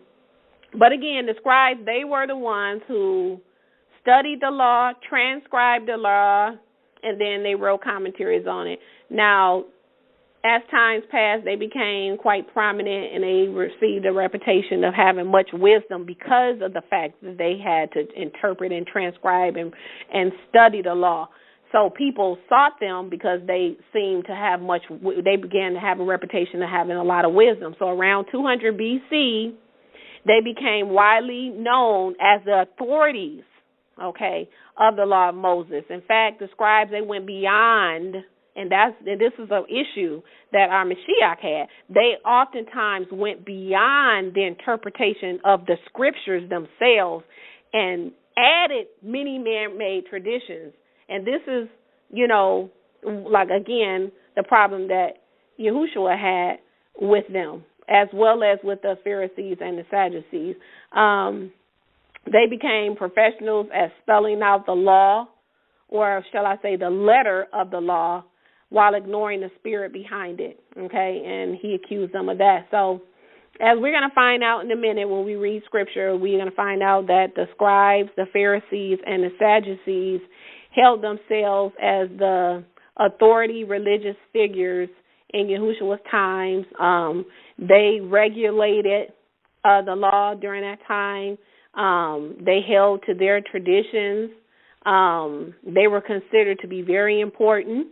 And oftentimes, especially with the Pharisees and the Scribes, that their traditions outweighed the law of Yah, or was considered to be more important than the law of Yah itself. And this is what led to the many confrontations that our Mashiach had with them. And when Yahshua came, he had to deal with a lot of the false teachings because he considered them to be hypocrites. And we're going to read about this in a minute. They were like the religious gatekeepers, the Scribes, the Pharisees, and the Sadducees. They were very different in their beliefs, but they all stood together against the Mashiach when he came. The Scribes definitely were not. If you were to have two of those three groups that would be more alike, it would be most likely the Scribes and the Pharisees. But the Sadducees, again, they didn't believe in the resurrection. The Pharisees and the Scribes did. But again, they were the religious gatekeepers during their time. So basically, if they didn't tell you that this was so, then the people didn't do it. And is this not what they do in Christianity, in the churches now? Pastor, he is the religious gatekeeper, the scriptural gatekeeper. He tells you what you should believe, and then the people follow up with, my pastor said. We're seeing the same thing now. So would I say that we do have modern-day Scribes, Pharisees, and Sadducees? Of course we do. And so these people often harass, as we're going to find out, with the disciples being harassed by the Scribes, the Pharisees, and the Sadducees all throughout the time they were with Yahushua. But they often harassed those whom they felt that wasn't keeping the law properly, but according to the way they interpreted that the law should be kept, as in the woman with who they caught committing adultery. So excuse me. So because of this, it was a shocking surprise to those who listened to the Mashiach when Yeshua told them, unless your righteousness exceeds that of the Scribes and the Pharisees, you will never enter the kingdom of Yah, in Matthew 5:20. They were shocked to hear that because, again, during that time, the Scribes, the Pharisees, and the Sadducees, they were the religious gatekeepers. They were, the religious authority figures at that time. Everyone looked at them as having great wisdom, And so if they didn't say it, it wasn't so. So, again, they were shocked and surprised when in Matthew 5:20, when our Mashiach said that unless your righteousness exceeds that, means your righteousness has to go beyond the righteousness of the Scribes and the Pharisees. He said, you will never see the kingdom. So we should be applying this same thing to your pastor. Unless your righteousness exceeds that of your pastor that keeps telling you that the law is done away with, you will never see the kingdom. You are going to hear, depart from me, I never knew you. So when he gave his Sermon on the Mount, Yahushua, he shocked those that were listening, because they weren't expecting to hear that the righteousness of the scribes. Remember who the scribes were? They were the ones that not only they studied the law, okay? They transcribed it and interpreted it, and then they wrote the commentaries on it. They were the authority figures. People went to them for wisdom and understanding of the word. So when you had these religious figures that was there, and then here comes Yahshua that shows up on the scene, and he's like, unless your righteousness exceeds theirs, you won't see the kingdom, letting them know basically that the righteousness of the scribes, the ones who actually studied the law and interpreted the law and transcribed and wrote it, unless it exceeds their righteousness, meaning their righteousness is not enough for you to make it in the kingdom. They didn't know what to do. This is the reason why there was such an uproar and why they wanted to kill him. So Yahshua, when he was here, he spent a tremendous amount of time dealing with what had been incorrectly taught and the incorrect interpretation of Yah's law versus the truth of what his word or his Torah actually meant. He spent a lot of time trying to clean up what they had been teaching. So what were the warnings about the doctrine or the leaven of the Pharisees and the Sadducees? He warned them. So let's go to, if you have your Bibles, go to Mark chapter 12, and we're going to read verses 38 through 44. Mark chapter 12, verses 38 through 44. Okay, verse 38. And he said to them in his teaching, beware of the scribes, those desiring to walk about in long robes and greetings in the markets, and chief seats in the synagogues, and chief places in the banquets, those devouring the houses of widows for a pretense praying at length. These will receive more abundant judgment. And then he goes on in verse 41. And sitting down the opposite treasury, Yahshua watched how the crowd threw copper coins into the treasury, and many rich ones threw in much. And coming, one poor widow threw in 2 lepta. And having called his disciples near, Yahushua said to them, truly I say to you that this poor widow has thrown in more than all of those casting into the treasury.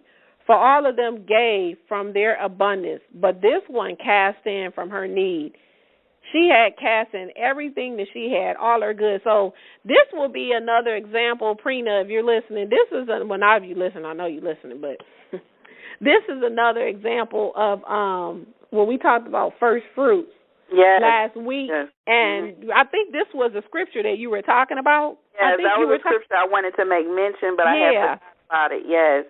Yeah, this was a scripture because when I came across it, I thought about you from last Sabbath where you were saying about the woman, you know, everyone else gave, but this woman gave all she had. That was everything that she had. And then she was putting her trust in him that he would provide for her. This is the first fruits. Mm-hmm. And so I just wanted to make mention of that.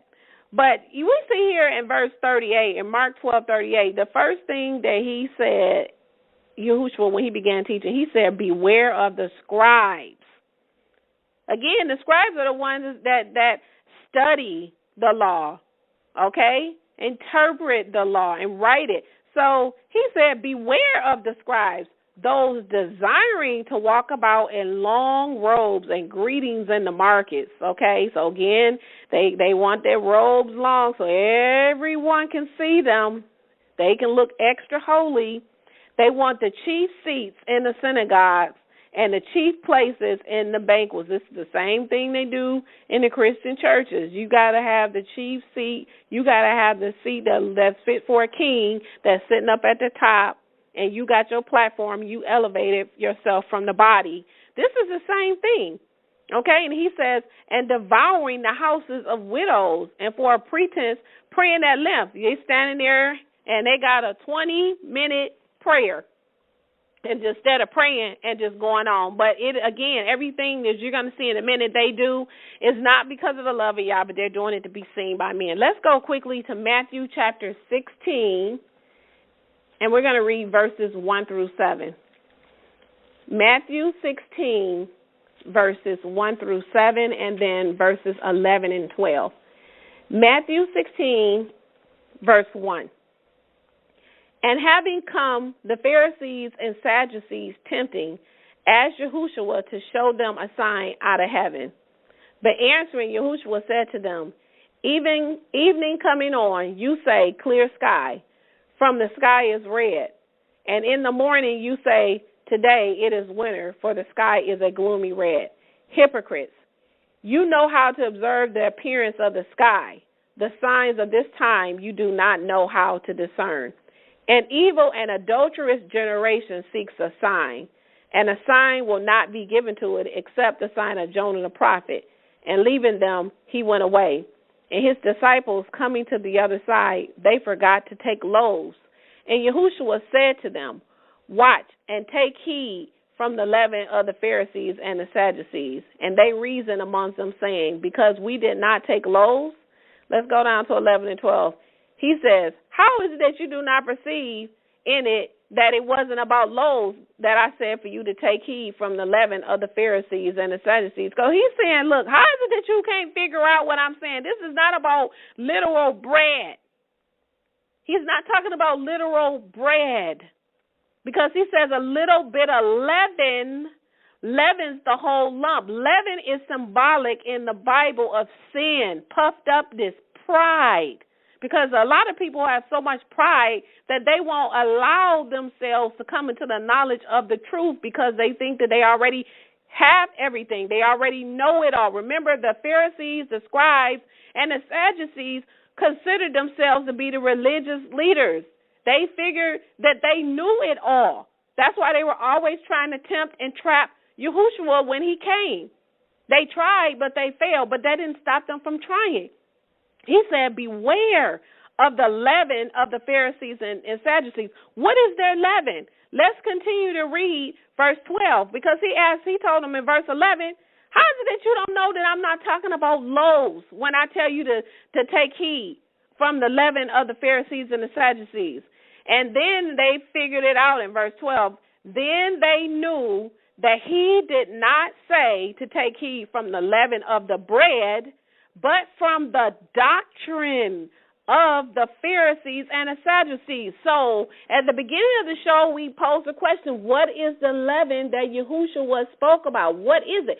The leaven, the answer is right here in Matthew chapter 16, verse 12. It is the doctrine, the teachings of the Pharisees and the Sadducees and the Scribes. It's their teaching that he said to beware of. This is the same teachings that is going on in Christianity right now, and Egyptology and all these other religions that our people are caught up in. Islam, all of it. He said, beware of their leaven.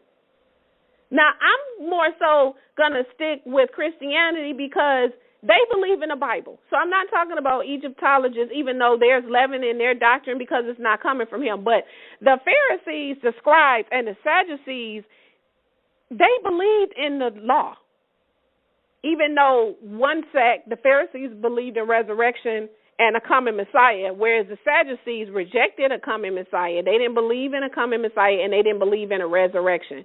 The Scribes, they studied Torah, okay? They studied it, they interpreted it, they transmitted. So their job was a little bit, when you have someone who is a studier and their job is to do nothing but all day and sit out and study Torah, of course you're going to think they have much wisdom.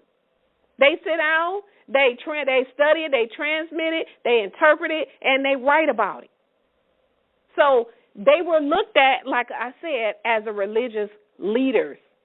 But here in Matthew 16 and 12, Yahshua is saying, beware of their leaven. He's telling you that their leaven is their teachings.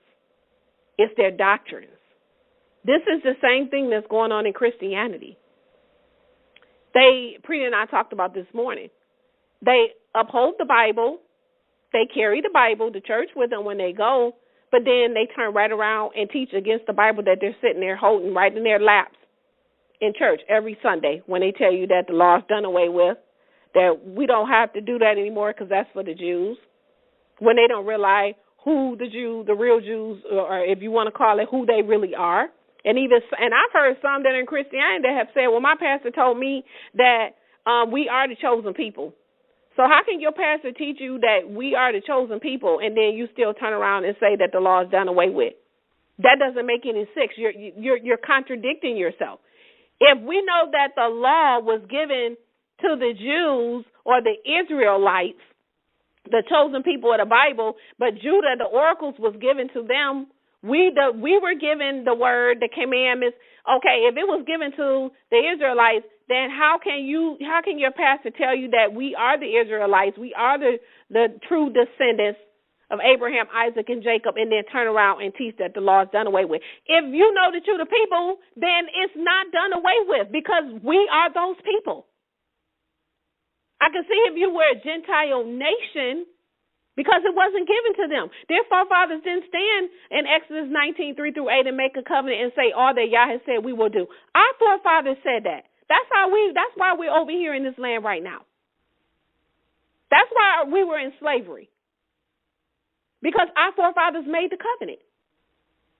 So it is the doctrine and the teachings that Yahshua was warning his disciples about. Beware of their teachings, the teachings of the Scribes, the Pharisees, and the Sadducees. Their teaching has leaven in it, which is sin. You can't say, oh, it's just a little bit. I'm going to eat the meat and spit out the bones. No, a little bit of leaven leavens a whole lump. A little bit of sin is still sin. A little bit of poison is still poison. Put a little bit of poison in your glass of water and see if you still pass out. Nothing's going to change. Let's go to Matthew chapter 23. We're going to read verses 1 through 16. We're going to break it down, because he really goes hard after them here in Matthew chapter 23. Matthew chapter 23, and we're going to read verses 1 through 3. Matthew 23, verse 1. Then Yahshua spoke to the crowd and to his disciples, saying, the scribes and the Pharisees have sat down on Moses' seat. Then all things, whatever he, meaning Moses, whatever he tells you to keep and do them. But do not do according to their works, meaning according to the scribes, the Pharisees, and the Sadducees. Why? Because he says, for they talk, but what they tell you, he said, they don't even do. So verse 3 we see here, he's basically saying, practice and observe everything that they have told you that's in the Torah and the law of Moses to do. He says, but don't do what they do. He says, because they don't practice what they preach. That's what he's pretty much saying here in verses 1 through 3. He says they don't practice what they preach. They tell you to do to not commit adultery, but they keep an adultery. They tell you not to steal, but they steal. That's what he's pretty much saying. And I have a precept that I want to read.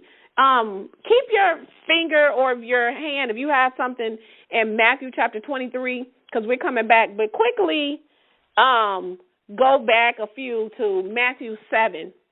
And I want to read a precept. Matthew 7, verses 15 through 20. Matthew 7, 15 through 20. I want to read a precept. But beware of the false prophets who come to you in sheep's clothing, but inside they are plundering wolves. From their fruits you shall know them. Do they gather grapes from thorns or figs from thistles? So every good tree produces good fruit, but the corrupt tree produces evil fruit. A good tree cannot produce evil fruit, nor can a corrupt tree produce good fruit. Every tree not producing good fruit is cut down and is thrown into the fire. Then surely by their fruits you shall know them. So he says by their fruits you're going to know them. It's not about what they look like. It's not about how much scripture they know. It doesn't matter how wise they seem, like the Scribes, the Pharisees, and the Sadducees seemed. He didn't care about the outward appearance, because oftentimes you're going to see he called them hypocrites. He says, yes, keep the Torah, because they all believe, all three sects believed in keeping the Torah. But he says, do what they tell you to do as it pertains to the law of Moses. Keep that. Practice that. He says, but don't do what they do. That's why I say it's important for you to stick with the foundations of the faith. Because, see, what is it saying, Titus? You profess to know Yah, but in your actions you deny him. Oh, yeah, I know God. Oh, I know Yah. Oh, Yahuwah this, Yahushua that, Cain, Torah. Our people are just, I start laughing now because I'm getting sick of it. We're really good with the Hebrew, whatever you want to call it, look, walk, culture. But then you look at their actions. They profess to know Yah with their mouth, but in their actions, they deny him. Again, this is why it is important to stick with the foundations of the faith. Stop following men, because what did he say in Matthew 7:21? It's not going to be just everybody who says, Master, Master, that's going to enter into the kingdom of heaven. He says, but the ones who do the will of my Father. He's not going to care about how Hebrew you look, how much Hebrew you know. He's not going to care about how many people following you, how many YouTube videos you've done in his name. He says, I'm not going to care about any of that. If you have not kept my Father's will, if you were a worker of iniquity, he says, I'm going to tell you what? I never knew you. Depart from me, you who work iniquity, you who are lawless. Don't be like the Scribes, the Pharisees, and the Sadducees. He said, unless your righteousness exceeds the righteousness of the Scribes, you will in no way see the kingdom. See, the Scribes, the Pharisees, and the Sadducees, they were good about and pointing the finger and telling everybody else what they needed to do, but they themselves did not do the same things that they were telling everybody else and accusing everybody else of what they were doing. You got to practice what you preach, basically what he's saying. Don't just talk about it, but be about it. Because many people get on Facebook and they're one way on Facebook, and then when they shut down their account, they're fornicating later on that night. Or they're committing adultery. Or they're stealing from people. They present themselves as being set apart and everything that is of Yah. But then behind the closed doors, they doing all kind of foolishness. They out at the club. They at the strip club. They getting drunk. I hear all kind of stories. I see all kind of things. This is how you take his name in vain. When you claim you about Yah, but then you live contrary. He says that you profess that you know him, but in your actions you deny him. This is why, and I'm going to say this, and I'm not trying to offend anybody, but stop following men. Study. If people would just study and stop being lazy, they wouldn't be led astray. If you would just study for yourself, stop putting all your trust in men, and pray that you be led by his set-apart spirit. The more, someone put something up, and it was so simple and so true. And, Facebook friend of mine, she said, if you just keep the commandments, it's not about who know the most. We all on different levels. But what she said really resonated. She said, if you would just keep the commandments, and just study and seek your face. That's all he needs. He's going to give you what you need. We're going to die, and everybody's not going to have it all. But that which he's given to you, are you faithful in the little that he's given to you? Why is he going to give you more? Just like I said, what many people desiring to speak in tongues. What is he going to give you the gift of tongues in another language, and you don't even obey him in English?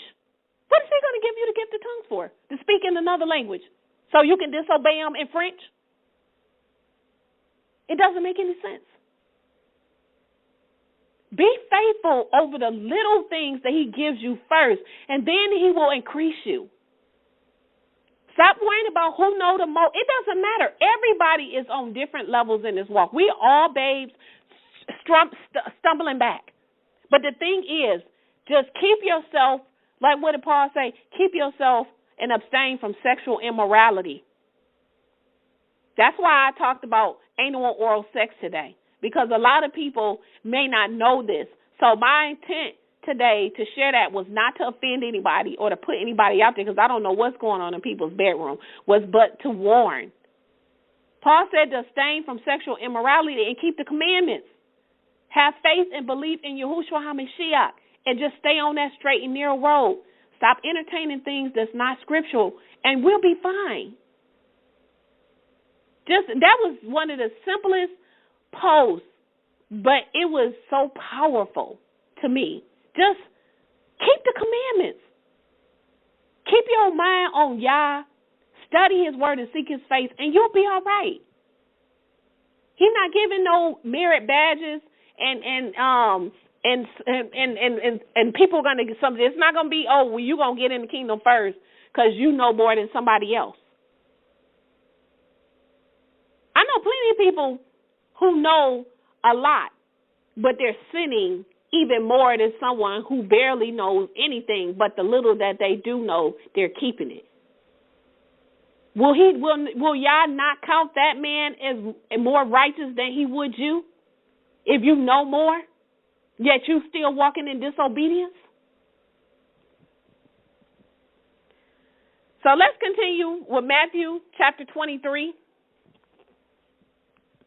But I want to quickly go back to Matthew chapter 23, verse 2, where it says, when Yahshua spoke to the crowd and to his disciples, and he said that the Scribes and the Pharisees had sat down in Moses' seat. So let's talk about that for a second. Sitting in Moses' seat. Now, what is he talking about? Well, whether you want to take this literally or metaphorically or symbolically, the seat of Moses is generally understood to mean that they, meaning the Scribes, the Pharisees, and the Sadducees, they have taken upon themselves to be the authority to teach Moses, okay? They've placed themselves in the seat of Moses, and because they've done this, they assume that they were the only religious authorities who had the right to what the interpretation of the law should be. So in their minds, they're looking at themselves as the inheritors of this authority. And this was what our Mashiach, Yahushua, had. This was the issue that he had with them. It wasn't that he didn't have an issue with them, or it wasn't about the fact that they kept or upheld the law to the T, but he found fault with their teachings and their interpretations of the law, okay? Because they never kept it. They were telling everybody else what to do and pointing the finger at everyone else and always looking to accuse and kill someone else according to the Old Testament, but they themselves would not do what they were telling everybody else to do. And Yahshua, he said this many times. So, like I said, they were quick to judge others for the same laws that they themselves broke and didn't adhere to. So, again, Yahushua's real, problem with them was basically their hypocrisy. They were hypocrites. And often you hear him say, woe, woe, woe. Woe to the scribes, woe to the Pharisees, as we're going to be reading. When you hear woe, that is not a good thing to have the Mashiach say woe to you before he says something. Their teachings, as Yahushua said, are teachings that were plants that he said that he will uproot, since these plants or teachings did not come from our Father Yah, but was thus planted by the enemy himself. They put their teachings or the emphasis of their teachings above the Torah, as I told you earlier. They were always concerned about the outer man and never touched the inner man. They missed the deeper spiritual truth of the Torah, and they couldn't see past that. Like he said, that they're straying at a gnat, but they're going to swallow a camel, okay? And this is why Yahshua told them in Matthew 22 and 29, he told the Pharisees and Sadducees that they didn't understand the scriptures because of this. So when we refer to, I want to read a reference that I found on referring to sitting in the seat of Moses. And this is coming from the International Standard Bible Encyclopedia, Volume 3, page 425. It reads, and I'm reading it as it is, and I'm going to read it as best as possible. It says, this was a literal stone chair in the front of many synagogues allotted to an elder, presumably a scholar of distinction. The 3rd century A.D. synagogue at Capernaum had 2 stones. They were benches along with each of 2 sides. With their backs toward Jerusalem, the elders of the synagogue sat facing the people.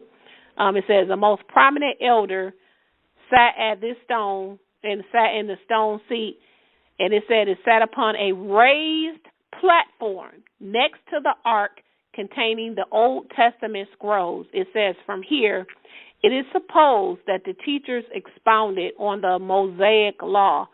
This seat symbolized their authority as the interpreters of the law in unbroken succession from Moses. So this is coming from the International Standard Bible Encyclopedia, Volume 3, page 425. So something that I want to go back to, it says that the most prominent elder sat in this stone seat upon a raised platform next to the ark containing the Old Testament scrolls. Prina, if you can come in for a second, what do you think when I read that from this Bible encyclopedia? What comes to your mind when I read the most prominent elder sat in this stone seat upon a raised platform next to the ark?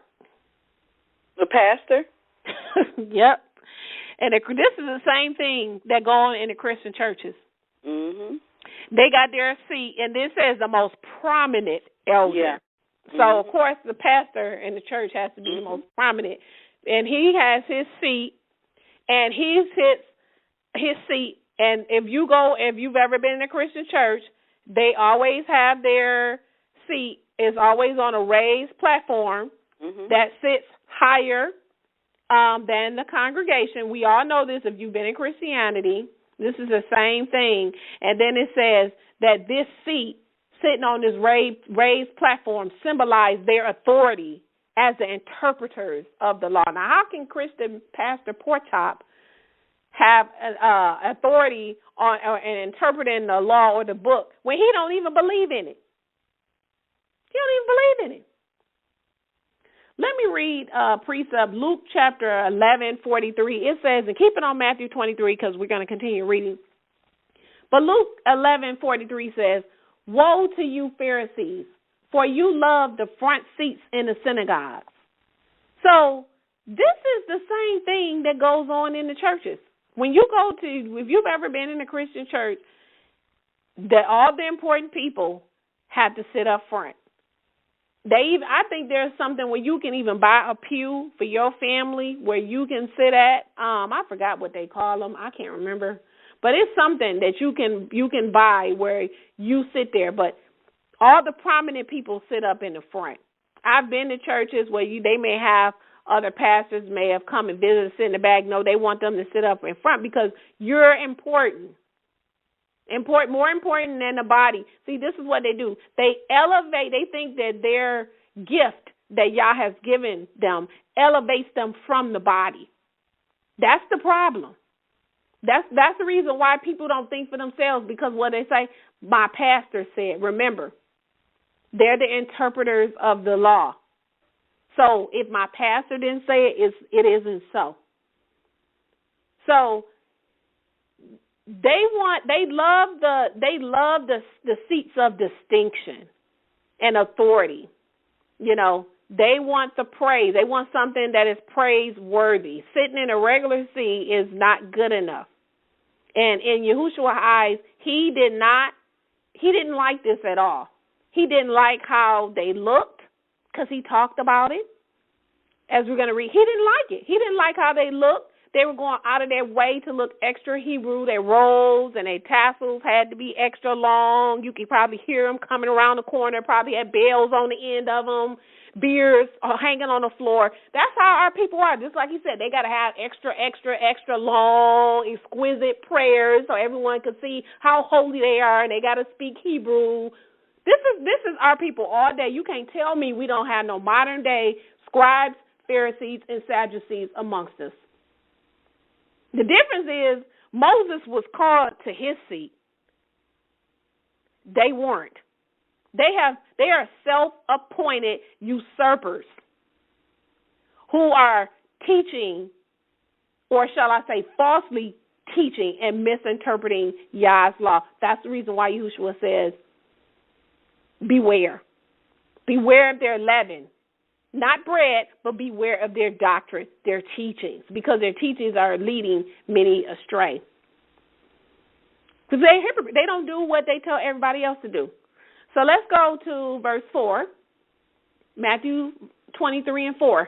It says, for they bind heavy and hard to bear burdens. They lay them on the shoulders of men, but they do not desire to move them with their finger. They do all their works to be seen by men, and they widen their tefillin. They lengthen their tassels of their robes. They love the chief places at festivals and the chief seats at the synagogue. See, this one way to avoid being a hypocrite is to just humble yourself. Stop exalting yourself. We shouldn't be going around wearing certain clothes so that we can go out of our way to seem super deep, super Hebrew, super spiritual. We shouldn't be wrapped up in fancy titles that make us appear to be elevated from the body. We're supposed to be glorifying and exalting the Father. We're not supposed to be seeking high esteem from men. This is what they do in churches and amongst the Hebrew Israelite community. The same thing. They want to be exalted by men. They want men worshiping them. Having a specific gift like tongues, which is languages, or the gift of healing, or the gift of prophecy or teaching, does not elevate you from the body. You should be using your gifts to build up the body, to edify the body.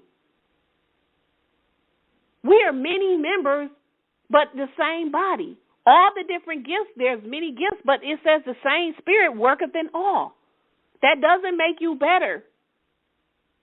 That doesn't allow you elevation from the body. Verse 7, and the greetings in the markets, and they love to be called by men. Well, they say rabbi, but it's not rabbi, and I'm getting ready to tell you this. Rabboni, it should be saying Rabboni, Rabboni. They love to be called rabbi, rabbi. But do you not, he says, do you not be called rabbi, for one is your great one. Now, I'm getting ready to go in here because it should say Rabboni, and I'm going to tell you why in a minute. But do not be called Rabboni, for one is your great one, and the Messiah, and you are all brothers. So he's saying don't go around calling nobody rabbi. Don't go around calling nobody rabbi, rabbi. He says, why? Because one is your great one, the Messiah, and you are all brothers, and called no one your father on earth, for one is your Father, the one in heaven, nor be called master, for one is your master. Who? Yahshua HaMashiach. I want to show you that rabbi does not mean teacher. It does not mean teacher. That's it means master or great one. And I wanted to read, what's this, John? Go to John chapter 20, and then we're going to read verses 1 through 2. Because a lot of people like to be called elder this, evangelist so-and-so. You know, they love the titles. And Yahushua is not pleased with that. He doesn't like it. This is the reason why he's addressing this, the use of titles, the use of dress. I have the gift of teaching. I have many other gifts too. Prophecy is one. I'm not getting ready to go around and call myself Prophet Shaitan. I'm not getting ready to do that. If whatever gift he is giving you, it is to be useful to edify the body, not to edify yourself and to elevate yourself from the body so people can go around and call you all these titles so you can be exalted and highly esteemed. Yahshua is saying don't do that. Don't go. I see people in Israel doing it all the time. They want to be elder this and elder that and so this, and then they got to have on all these outfits on so everybody can see them, so everybody can think that they're so holy and so deep. But using the term rabbi, rabbi does not mean teacher. It means master or great one. Your Bible in the Greek, it might be rabbi, but it's Rabboni. I'm reading from the Hebraic Roots Bible, Rabboni, Rabboni. It means master or great one. It does not mean teacher. Go to John chapter 20, and we're going to read verses 1 through 2, and we're going to see Mary Magdalene and what she referred to him upon his return and his resurrection. Okay, I want to read John chapter 20, verses 1 through 2, and then I'm going to read verses 11 through 16. John 20 and 1, it says, but on the first of the Sabbath, and remember we talked about this last week, this was the 7th count towards Shabbat, okay, Pentecost. But it says, but on the first of the Sabbath, Mary Magdalene came early to the tomb, darkness yet being on it, and she saw the stone had been removed from the tomb. Then she ran and came to Simon Peter and to the other disciples whom Yahshua loved and said to them, they took away the master out of the tomb, and we do not know where they laid him. So she is grieved and distressed because she saw that the stone had been removed and their master was not there. Okay, let's go down to verse 11. But Mary stood outside of the tomb weeping. So now she's crying. She doesn't know where Yahshua is. So it says she stood outside the tomb weeping. Then as she wept, she stooped down into the tomb, and she saw 2 angels clothed in white who were sitting, one at his pillow and one at the foot of the bed where the body of Yahshua had laid. And they said to her, woman, why do you weep? She said to them, because they took away my master, and I do not know where they put him. And saying these things, she turned backwards and saw Yahshua standing and did not know that it was Yahshua. Yahshua said to her, woman, why do you weep? Whom do you seek? Thinking that it was the gardener, she said to him, Sir, if you carry him away, tell me where you put him, and I will take him away. So she's pleading. She does not know. She's looking at Yahshua. She thinks he's the gardener, so she's asking him, look, if you know where he's at, tell me so that I can put him away. Verse 16, Yahshua said to her, Mary. Turning around, she said to him, Rabboni, that is to say, my great one. Rabboni does not mean teacher. It means great one. Rabbi means great one. It doesn't mean teacher. Even during the time in the Garden of Gethsemane, during the time when he was getting ready to be crucified, okay, and they were coming to get him, okay, Yahshua was so, just think about this. I'm going to tell you how he does not want us exalting ourselves and putting all of our attention as the Scribes and the Pharisees and the Sadducees did into the outward appearance and being held up on all the titles and all these things. Yahshua was so common among those that he was around that on the night upon which Judas Iscariot was going to betray him, he had to be kissed on his forehead to be recognized. I'm going to say that again. On the night that he was getting ready to be betrayed by Judas, Yahshua was so common that he had to be kissed on the forehead for them to recognize him. So this tells us that he looked just like everybody else. He didn't have on a Ninja Turtle outfit with a karate belt or a WWF wrestling belt. He wasn't trying to look holier than others. He didn't come to be served, but rather came to serve. He was humble. This is a lesson that the majority miss in the Bible. And I'm talking to the Hebrews, the Hebrew Israelites, many of these camps, and many people are starting to talk about these camps because you're making us look crazy right now. You got people thinking that we're in some kind of a cult. Being a Hebrew Israelite is not a religion. So if anybody is listening and you're in Christianity or any other thing, we're not a religion. It's not a religion. Just like someone who comes and descendants from China, they're Chinese. Someone who's a descendant from Mexico, they're Mexican. We come from Israel. Our forefathers, our blood-descendant forefathers, Abraham, Isaac, and Jacob, came from Israel. We are Israelites. They have turned, they are standing out here on the corner, cursing people out, telling everybody to hate the white man, telling everybody that anybody that's not of an Israelite is going to hell, that the Gentiles can't be saved.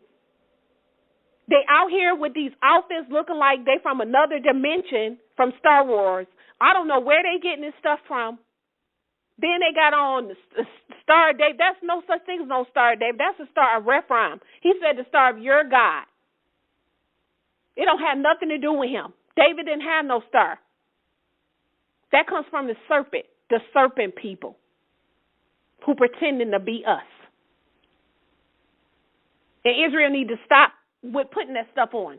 You're making us look crazy. People don't even, you are leading people astray, and you are hurting people. How you treat the women. Many of you are modern day Pharisees and Sadducees. You're twisting Yah's scripture, going around lying and telling women that if they sleep with you, that they're married to you. You're going around having 2 and 3 wives while they work, and you sit your lazy behind at home. You are out of order. You are out of Torah. You're going around twisting Yah's scripture. You worse than the people that's in Christianity. You worse than T.D. Jake and Creflo Dollar, because you are claiming to be someone who can interpret the Torah. But yet he says, like he told us in Romans, you break the Torah. You think you a Gentile will be in way before an Israelite. Judgment starts with us first. If you didn't know that from First Fruits lesson, you need to go back and listen to it.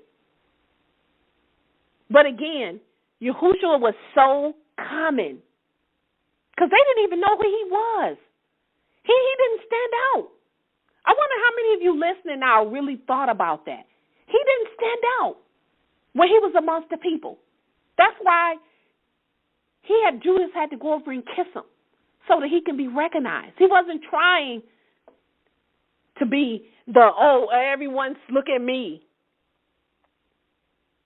Let's read Matthew 23, verses 11 through 16, continuing on with verse 11. But he who is greater of you, let him be your servant. And whoever will exalt himself shall be humbled, and whoever will humble himself shall be exalted. But woe to you, scribes and Pharisees, hypocrites, for you shut up the kingdom of heaven before men. For you do not enter, nor do you allow those entering to go in it. Woe to you, scribes and Pharisees. That's the second woe. Hypocrites. He's calling them hypocrites again. For you devour the houses of widows and pray at length as a pretext. Because of this, you will receive more abundant judgment. Woe to you, here it is again, scribes and Pharisees, hypocrites, For you go about the sea and the dry land to make one proselyte. And when he has become so, you make him twofold more of a son of Genna than yourselves. Woe to you, blind guides, who say, whoever swears by the set-apart place, it is nothing. But whoever swears by the gold of the set-apart place is a debtor. He said woe so many times in here. When you hear woe, that's not a good thing. It's not a good thing when you hear woe. Let's go down to verse 23. Verse 23, it says, again, woe to you, scribes and Pharisees, hypocrites, for you pay tithes of mint and deal the cumin, and you have left aside the weightier matters of the Torah judgment, mercy, and faith. And these things were necessary for you to have done, and these things you should not have forgotten. Blind guides, straining out at the gnat, but swallowing the camel. Woe to you, scribes and Pharisees, hypocrites, for you cleanse the outside of the cup of the dish, but within you are full of extortion and iniquity. Blind Pharisee, first clean the inside of the cup of the dish, that the outside of them may become clean also. So he's saying here, he's calling them, first of all, over and over and over and over again. He's saying, woe to you, scribes and Pharisees, you're hypocrites. And he called them blind guides. Say you straining at a net, but you swallowing a camel. This is what they do in the Hebrew Israelite church. Oh, she ain't got on pants.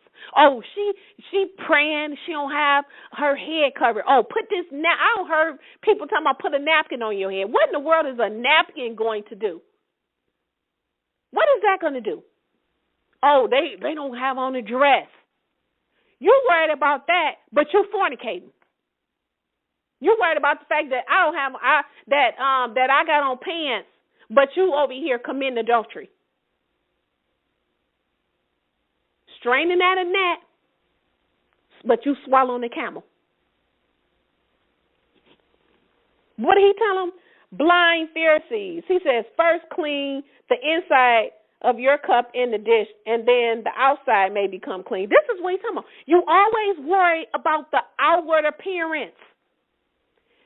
If this is not our people, I don't know what is. This is Israel all day. That's why I remember I stopped teaching for a year because the Hebrew Israelite group, a camp, and I'm not going to name their names, came after me telling me that I need to stop teaching. And I let them get to me because I'm thinking, well, am I out of order? And y'all basically said, what did I tell you to do? What did I command you to do? You over here listening to them. What did I tell you to do? So I don't listen to any more of these camps and these groups. Majority of these camps are wicked, and I wish our people would come out of them. It's the same thing as joining a church. I'm going to be real with you. It's the same thing as joining the church. You got to be a member of this camp, and a member of this camp, and this member. We come from 12 different tribes. We don't need to, we are many members of the body of the Mashiach. You don't need to go and join a camp to learn the truth of Yah's word. I didn't go to a camp to learn what I know today. You know what I did? I threw myself into the word, into Yahushua, and I fell in love with him and his word. And he taught me, his set-apart spirit taught me everything that I needed to know. His set-apart spirit brought me into remembrance of things that were taught by my forefathers that I would have never known without having his Ruach do it. Yes, he gives us teachers. Yes, he does, and pastors. Yes, he does. Those are gifts. But this gift that I have doesn't elevate me from the body. I'm not better than nobody else. I don't possess all the gifts. But the gifts that he gives me, I use to edify and to build up the body and to become a blessing to those. What I'm doing today and what I've been doing since any of you have come in contact with us is to lead you to the Father. Yeah, nobody will ever, if you don't like how I deliver it. You might not even like me personally. That's fine. But one thing you will never be able to say is that we ever led anybody to us. You will never be able to say, I said, come join us. I don't have nothing to join. If you are doing the will of my Father, Yah, in heaven, you keeping his commandments, his Torah, you come out of the world and out of idolatry and the pagan holidays, and you are eating clean. You are my brother and you are my sister. You are my family. I don't need to join something that already is. My family is my family. I don't need to go join a camp to learn his word, because I'm going to tell you, and I'm not saying all of them, but the majority of them are wicked. The majority of these so-called elders and all these, they want to be super prophet this and, all these titles, and they want to, the outward appearance. They're doing this for show. They want to be uplifted. They have people feeling, and so many women in bondage where they feel like they can't even make a move unless they talk to them first. Oh, I'm your covering. If you are married, your husband is your covering. If you are not married, no man is your covering. That will be the Mashiach. There's an order to things. And I wish our people would get this. There are many people who are getting hurt, and it grieves me. And we're going to listen to a testimony in a minute from Sister Betteryet, where she was practically in tears. I'm almost in tears. It grieves me when I see, when I keep listening to people who are being hurt, who Yah have called out of the churches. They have come into the truth. They come in with so much love, and then it gets killed. Their spirit gets killed by these camps and these men who are mistreating the women, making them feel like they're dirt and nothing. So many of you should be ashamed. And then here now, I'm like, here come another camp. I'm like, I'm sick of these camps. Many of them are operating just like the Pharisees and the Sadducees. Hypocrite, Strong Hebrews. In Strong Hebrews 2610, it says to soil, especially in the moral sense, to corrupt, to defile greatly, to pollute greatly, and to profane. In the Greek 5273, it says an actor under an assumed character, a stage player, a hypocrite. So hypocrite means a stage actor, literally one who wears a mask. In other words, someone who pretends to be what he or she is not. It's the practice of claiming to have a moral standard or belief to which one's own behavior does not conform to, a deceiver, a liar, a pretender. In the scriptural terms, it means giving a false appearance of righteousness while concealing your real character. Don't we see this? Don't we see this in Christianity with a lot of these pastors, and even amongst the Hebrew Israelites? They're putting out this false appearance of righteousness while concealing the real character on Facebook, on YouTube. They appear to be so righteous. They're just like the Pharisees and the Scribes and the Sadducees. They set themselves up as models of what is righteous and of Yah. But we see Yahshua, he's saying that they're destructive. Their teaching is destructive. Even their outward appearance, he detests it. He detests their outward appearance where they're trying to separate themselves from everyone else. He detests it, that they're trying to make themselves be seen. I remember, and I shared this a few shows back when we were going out to just share the truth here in Detroit. It's pretty big. They had African American fest. We have a lot of festivals in the summer. We had African American festival. It was at the Charles H. Wright Museum here in Detroit, and we were going down there and say, you know what, this will be a cool opportunity to go down and kind of just share the truth with our people and let them know, we're not African Americans. They're doing this festival. Of course, they don't mind doing a festival about us being African Americans and teaching our African American history. I'm like, we need to be down there so we can tell them the truth of what your true history is, not with this stuff they're telling us, you know, because they're fine with doing that, but I bet you they wouldn't have a Hebrew Israelite here a festival. They would never do that. But we went down there, we were going down there, and I was like, you know, we were going to just wear T-shirts and just jeans. And on the T-shirt, on the front, we were going to put Hebrew Israelites, or we're Hebrew Israelites. And then all I heard in my spirit was, you can catch more bees with honey than vinegar.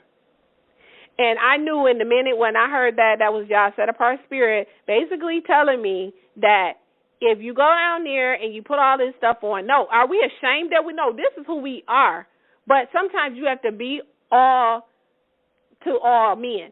That doesn't mean I'm getting ready to be a hypocrite and I'm getting ready to compromise. But if I go down there and I put all of this stuff, first of all, I'm not trying to look like the rest of these Hebrew Israelites and how these camps dress, looking like I'm getting ready to be in the next Star Trek movie with the Ninja Turtle outfits. I'm not trying to look like that.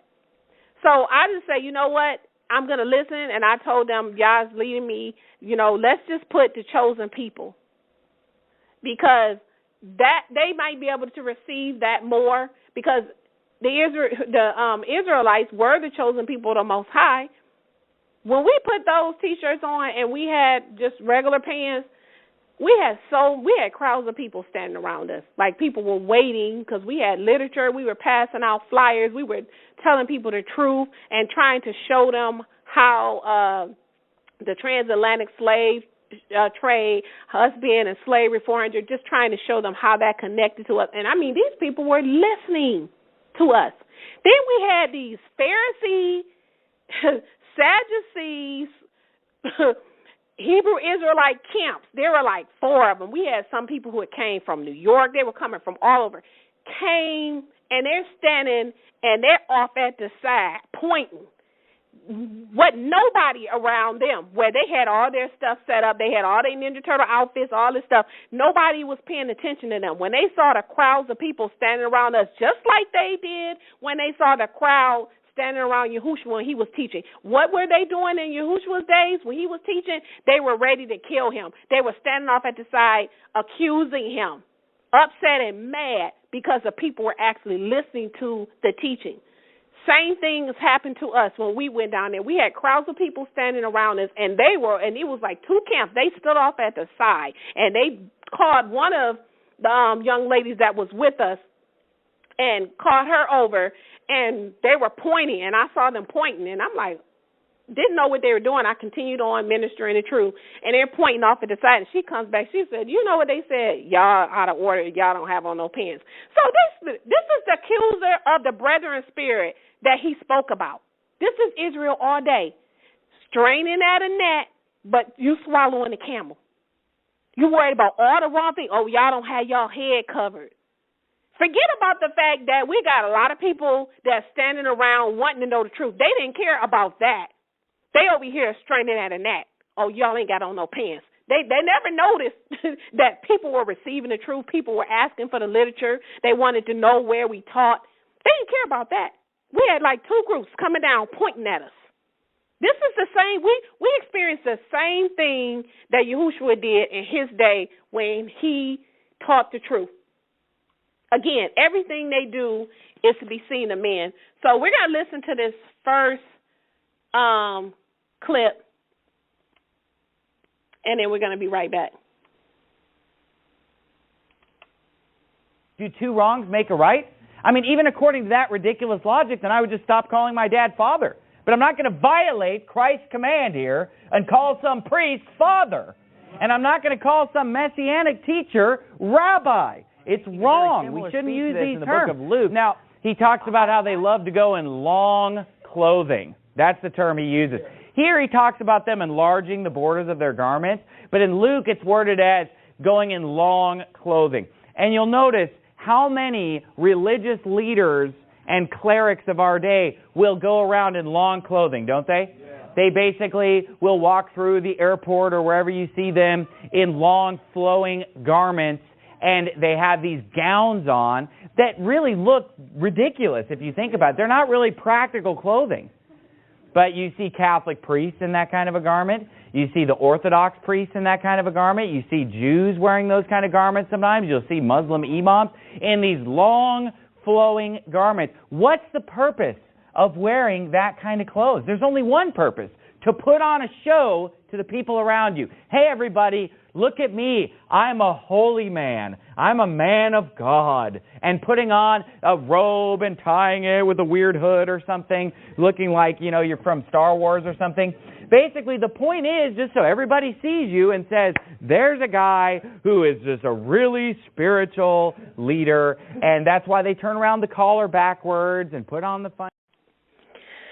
Okay, so, what he was saying is true. What is the purpose for that kind of clothing? It's not practical to wear all of that. Again, our Hebrew Messiah was so common and that he had to be kissed again on a forehead to be recognized. If he was trying to be seen of men, he would have stood out.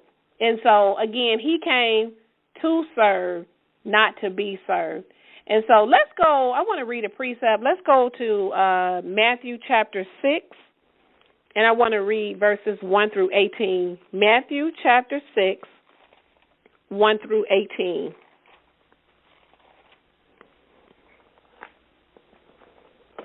All right. Take care not to do your alms giving before men in order to be seen by them. But if not, you have no reward from your Father in heaven. So let me just stop right here. Alms. And alms, according to Strong Hebrews 1654, is basically when you exercise compassion, compassion towards the poor, benevolence, just giving, basically, when you're giving, doing good deeds, things of that sort. That's what he's talking about when he says, if you give your alms, don't do this before men. With some people, when they give something, they want everybody to see or everybody to know, I gave to the church, I gave $50,000. Why do you want everybody to know that? It's not everybody's business to know. You're doing this because you want everyone to think that you're such a great person because you gave, money. But here we saying that you see our Messiah saying in verse 1, he says, take heed that you do not do your alms or your giving before men in order to be seen by them. He says, but if not, you have no reward for your Father in heaven. So if you're doing this openly so everybody can see you, so you can be esteemed and show everybody what you did for somebody, he says you have no reward in heaven if you do this. Verse 2, therefore, when you do your alms giving, do not trumpet before you as the hypocrites do in the synagogues and in the streets, so that they may be glorified by men. He says, truly I say to you, they have their reward. But you giving your alms, do not let your left know what your right hand does. So you're not supposed to let your left hand know what your right hand does. It's not about who knows, that you gave. Some people may not even want to know. Somebody may have a need, and they may not want anybody to know that they may have lost their job. And then here you go, she lost her job. Yeah, I took care of her. Yeah, I paid her rent. That's not for you to do that. Why are you doing that? He says don't do that. Let me go back to verse 4. He says, no, I'm going to go to 3, But you doing your almsgiving, do not let your left know what your right hand does, so that your merciful deed may be in secret. And your Father seeing in secret himself will repay you in the open. And when you pray, you shall not be as the hypocrites, for they love to pray standing in the synagogues and in the corner of the open streets, so that they may be seen of men. Truly, I say to you that they have their reward. But you, when you pray, enter into your rooms and shutting your door, pray to the Father in secret, that your Father, seeing in secret, will repay you in the open. When you pray, you should not be chatterers like the pagans, for they hope that by many words they will be heard. Then do not be like them, for your Father knows what things you have need of before you ask him. So then you should pray this way: Our Father who is in heaven, set apart be your name, your kingdom come, your will be done on earth as it is in heaven. Give us the bread of this need this day, and forgive us of our offenses as we also forgive those who have offended us. Do not lead us into trial, but deliver us from the evil one, for yours is the kingdom, the power, and the high esteem forever and forever. For if you forgive men their transgressions, your heavenly Father will also forgive you. But if you will not forgive men of their transgressions, neither will your Father forgive your transgressions too. So this is the thing here about forgiveness. He says, if you don't forgive, if someone offends you, he says, when you come to him and ask him to forgive, he's not going to forgive you either. Verse 16, and when you fast, do not be as the hypocrites with sullen faces, for they disfigure their faces so that they may appear to be fasting. Truly I say to you that they have their reward. But you in fasting, anoint your head and wash your face, so as not to appear to men to be fasting, but to your Father in secret.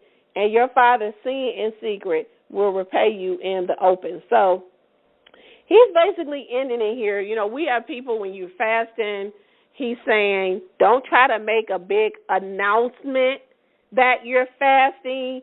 Don't try to let everybody know. Some people, they want to walk and act like they get ready to fall on the floor, look like they got powder on their face, look like they dried up. He's saying, look, fix yourself up, fix your hair up. Don't make yourself look like, I'm going through. So somebody can ask you, what's going on? And then you go, I'm fasting. He says, look, don't do that. Anoint your head, wash your face. Don't try to appear. Because a lot of times when people are doing that, they're doing that to be seen of men again, because they want to appear like, I'm extra holy. So he says, stay away from that. And so, because he says if you do this, that you will have no reward in heaven. So just think about that for a second. Because he says you won't have no reward if you try to do these things openly. He does not take delight when you try to use him as a part of an agenda to appear to be set apart, especially if you're not. And so just imagine working all week. I like to use my examples, but just imagine that you work all week and you're doing overtime. You overdoing it. You got overtime. And then imagine after working all week and then doing all this overtime, and then imagine not getting paid. Just think about that. When you get your check, it says $0. Some of y'all would probably hit the floor, because I know I would. Just think about that. Is this not the same thing that will happen to those in Matthew chapter 7?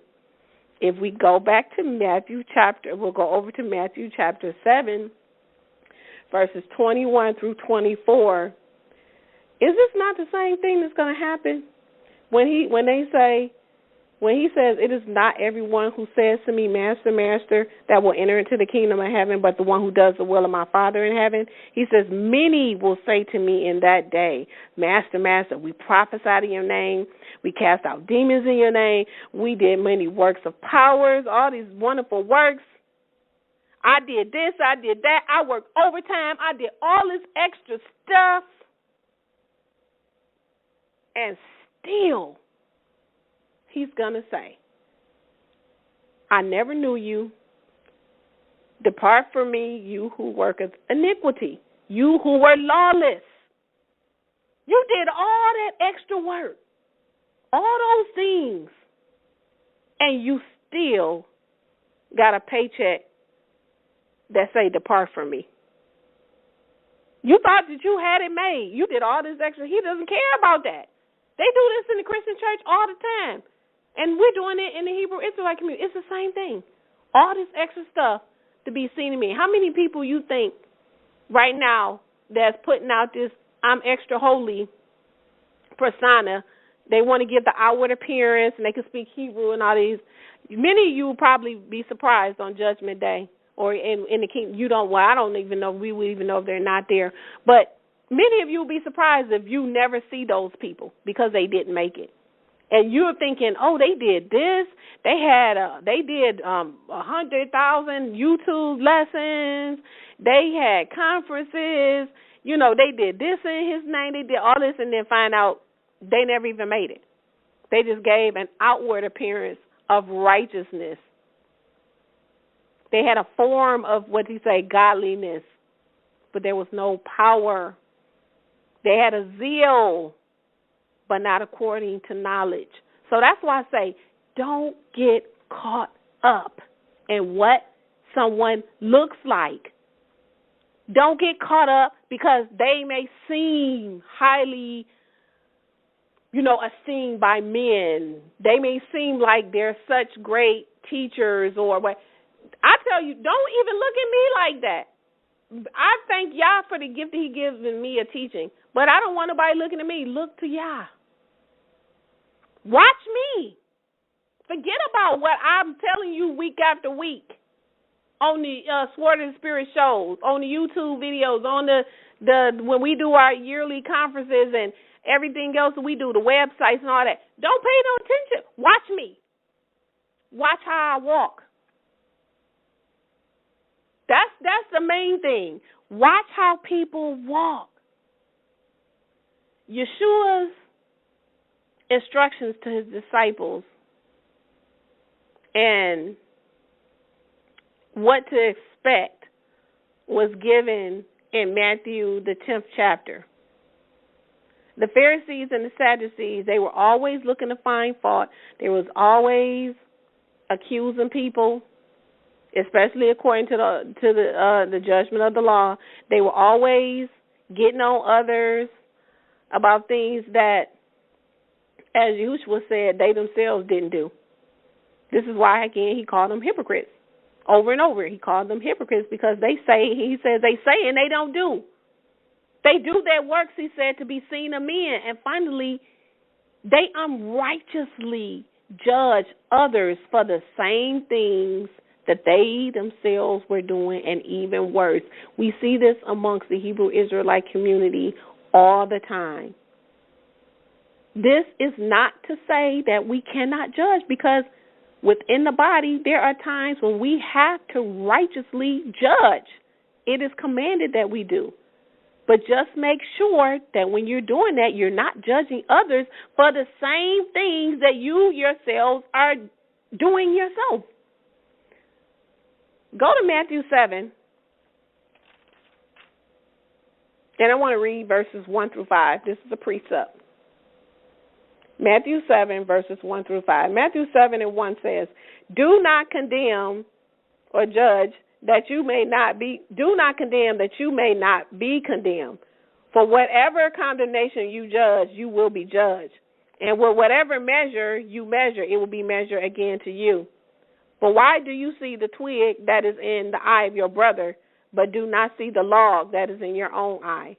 Or how will you say to your brother, allow me to cast out the twig from your eye, and behold, a log is sitting in your eye? Hypocrite, first remove the log out of your own eye, and then you will be able to see clearly to remove the twig out of your brother's eye. This is what we have to do. We have to make sure that it's not that we can't judge, because that's what they train the Christian church. He said don't judge. Okay, did you read the rest of it? You didn't read the rest of that, did you? Oh, I didn't think so. We can judge, but make sure that you are not doing, again, the same thing that you are accusing somebody else of. So how am I going to go and accuse somebody of committing adultery and I'm fornicating? It's still sexual immorality. You over here talking about somebody else committing adultery and you fornicating. It's the same thing. Whatever, if you can't accuse somebody else of lying and call them a liar and you lie, you can't accuse somebody of stealing and you stealing from your job. Same thing. So we have to be careful. What he is basically saying is that he's not saying that we can't judge at all. Just make sure that whatever you are accusing others of, make sure you're not doing it, because you're going to be judged with that same judgment. Whatever measure you put out, he said, it's going to come back to you. I want to read another precept in Romans chapter 2, verses 1 through 5. Romans chapter 2, verses 1 through 5 reads, Therefore, O man, you are without excuse, everyone who judges, for in that which you judge the other, you condemn yourself. For you, those judging, practice the same thing. So he's saying, look, whatever you judge somebody else for, you condemn yourself if you're doing the same thing. He says, for you, those of you who are judging, he said, you're practicing the same thing. But we know that the judgment of Yah is according to truth on those that practice such things. And, oh man, the one judging those practicing such things and doing them, do you think that you will escape the judgment of Yah? Or do you abuse the riches of his kindness and forbearance and the opportunity he has given you, not knowing that the kindness of Yah leads you to repentance? But because of the hardness of your unrepentant heart, you are treasuring up a store of wrath against the day of wrath and against the revelation of the righteous judgment of Yah. So he's basically saying, because he said, I'm going to give each according to his deeds, whatever it is you do. So he says, do you think you're going to escape if you judging somebody else for the same thing that you're doing, just because you don't think that the rest of the world has caught on to the fact that you was committing adultery and you judging somebody else who committed adultery, but you secretly committing adultery just because they didn't find out that you was secretly committing it? Do you think that that's getting ready that you're going to escape Yah's judgment? No. He says you're not going to. So that's like, for an example, I'm giving you another one. How is a person that commits abortion going to judge a drunk driver that kills a pregnant woman? Are they not the same? Are they not both a double homicide? You commit an abortion. You commit an abortion, but then you want to judge somebody that killed a pregnant woman. It's both murder. You can't judge because you're doing the same thing.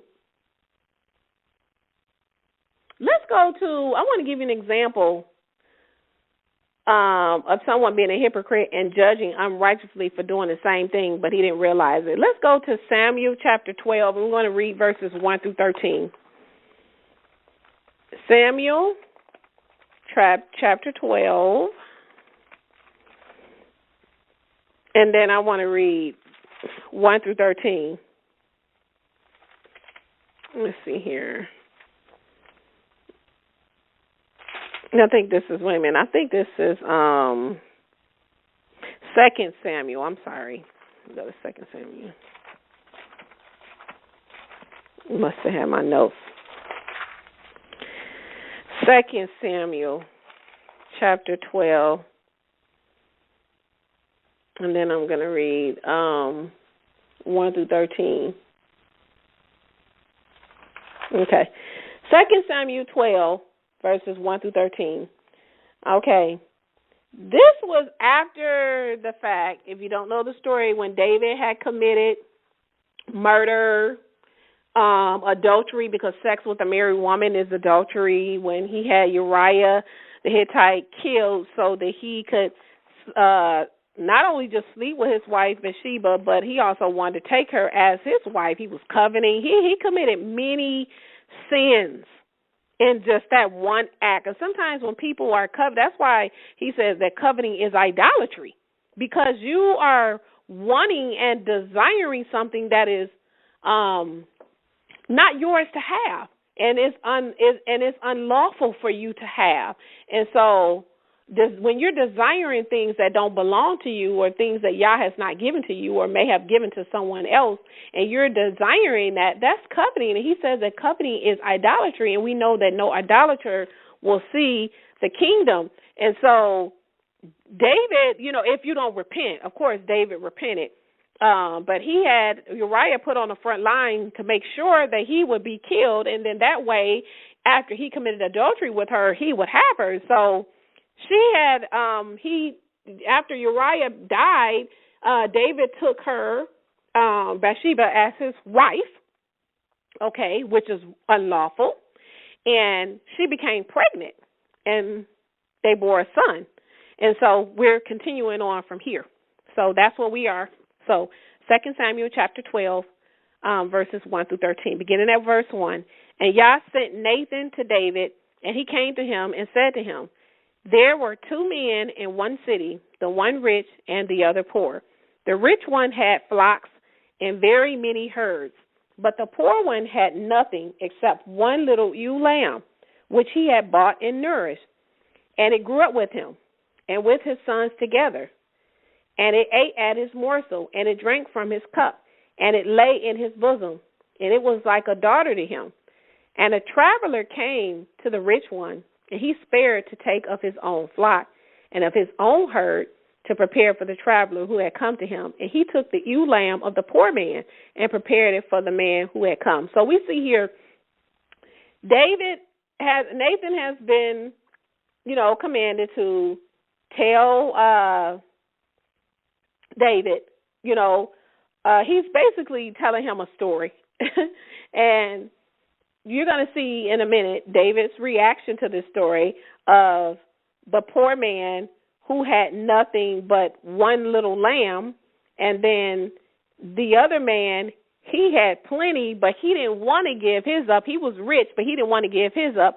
He wanted to give the traveler that came the poor man's lamb, which would leave him with nothing. So we see in 2 Samuel chapter 12, verse 5, it says that David's anger glowed greatly against the man. And he said to Nathan, as Yah lives, surely the man who did this is a son of death, and he shall repay fourfold for the ewe lamb, because he had done this thing and because he had no pity.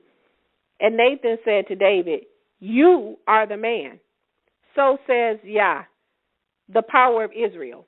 I anointed you as king over Israel. So now Nathan has revealed, you're the man that I'm speaking of. You're the man who took something that didn't belong to you. You're the man that showed no pity. And David hadn't realized it at the time. So then when he told him that you're the man, then he says, thus says the power of Israel. So now he's prophesying, he's telling him, and he's giving him the message that Yah has given to him. And he says, I anointed you as king over Israel, and I delivered you out of the hand of Saul, and I gave you the house of your master and your master's wife into your bosom. I gave you the house of Israel and of Judah. And if that was too little, then I would have added to you these and more things. He says, why have you despised the word of Yah to do the evil in his eyes? You have stricken Uriah the Hittite by the sword. You have taken his wife for yourself. So here we see Yah is saying, you have taken his wife for yourself. Did he do it directly? Did he physically go and take the arrows or whatever they used or the sword during that time to go to war? Did David directly take the sword and stick it in Uriah? No, he didn't. But you can indirectly murder. You can indirectly murder with your mouth. If you go and tell a lie and say something that could cause someone to get murdered, you are going to be directly responsible. Their blood is on your hand because you opened up your mouth, because we know that there is life and death in the tongue. Okay? It's little, but he said it can set the world on fire. We see that the three unclean spirit like frogs that come out of the mouth of the beast, the dragon, and the false prophet. Look at what the false teachings and the doctrines that are going out of the mouth, and look what it is doing to the world today by the things that are being said and how people are taking hold to this deception. Look what's happening to it. So your words have power. So even though David did not directly take the sword and drive it through Uriah the Hittite, his mouth, what he spoke out, he gave the command for Uriah to be put in direct harm's way to guarantee that he would be killed. So he did murder Uriah in the eyes of the Most High. And it tells you in 2 Samuel 11:27 that it was evil. Yah said that what David had done was evil in his eyes in 2 Samuel 11:27. It was evil to him. But David didn't see that at the time. He was coveting and he was being driven by a spirit that was not of Yah. Yah's spirit is not going to lead you to desire and covet something that belongs to someone else. If you got to, like people say, to climb to get that position at work, you got to steal, rob, cheat, stab people in the back, lie on people to get it. Like some people will do whatever is necessary to get to the top of that corporate ladder. You got to do all that to get it. Y'all didn't give it to you. And then get to the top of that corporate ladder and beat your monkey chest and say, oh, I made it. Oh, I got here. Oh, God is blessing me. Maybe the God of this world, Satan, has blessed you, but Yah is definitely not blessing you. Because how you get it is how you lose it. I hear people all the time who say, oh, I took her man. No, you didn't take her man. I know people that has happened to where they took someone, or so-called took someone else's husband or boyfriend or someone they was engaged to, and when they got him, that person that they finally got, they fell in love with, eventually a cheater will eventually fall in love. Even even the biggest player, eventually you will fall in love. And the same thing that you did to someone else, he says you reap what you sow. It's going to come back on you. And when you actually finally fall in love with that one person, that same thing that you did is going to be done to you. But it's going to come on you probably tenfold. It's going to be worse. I know someone that happened to, where they actually took someone, they were actually dating someone else's husband at the time. And that husband left his wife, because he was cheating on her, his wife with this woman, left his wife and married her. She knew that he was married when she dated him. He divorced his wife, married her, and then he turned around and was cheating on her the whole time. But what he did to her was 7 times worse than what he did to his wife. Same thing that happened to her, that she did to that woman, it was done to her, but it was 10 times worse. So you have to be careful of what you put out there and how you treat people, because what you do does come back on you. And sometimes when we're sinning and we have to suffer, sometimes when we're praying and fasting to be released from it, Yah's not going to. Sometimes you're going to have to just go through. He didn't take you out, but sometimes you might have to just go through that suffering because you brought it. That's why he says if you're suffering, let your suffering be unto righteousness' sake. Let you be suffering for righteousness because you're being persecuted for his name's sake. Don't be suffering, he said, because you're a thief or you're a robber, because you did something wrong. Because sometimes Yah is going to allow you to go through that suffering no matter how much you cry, no matter how many times you fast, no matter how many times you ask for forgiveness. Yes, he will forgive you, but sometimes the consequences of that action means that you might have to sometimes just deal with the consequence of whatever your actions were or the choice was for the rest of your life. And for some people, they may have to live with the fact that they may have a child out of wedlock or out of whatever the case may be. Some people may have to live with AIDS for the rest of their life because they made the choice to fornicate, and everybody is not going to always have someone that may be clean. AIDS doesn't come with a look. You can't tell how somebody look, oh, he look clean. How do you know? Now you got AIDS for the rest of your life. He forgives you for fornicating, but unfortunately, you might die early. So we just have to be very careful of the choices that we make. So continuing back here with 2 Samuel chapter 12, and so he was angry, and he basically said that Yah said, I would have given you what you wanted. He says in verse 9, 2 Samuel 12 and 9, Why have you despised the word of Yah to do the evil in his eyes? You have stricken Uriah the Hittite by the sword. You have taken his wife to yourself for a wife. You have killed him by the sword of the sons of Ammon.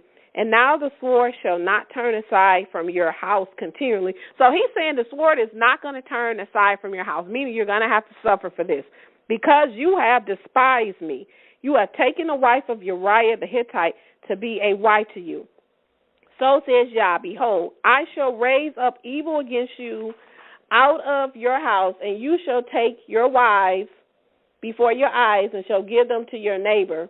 And he's going to lie with your wives in the sight of the sun. So he's saying basically now what you did to somebody else's wife, now someone is going to do to you. Someone's going to lay with your wives just like you lay with somebody else's, okay?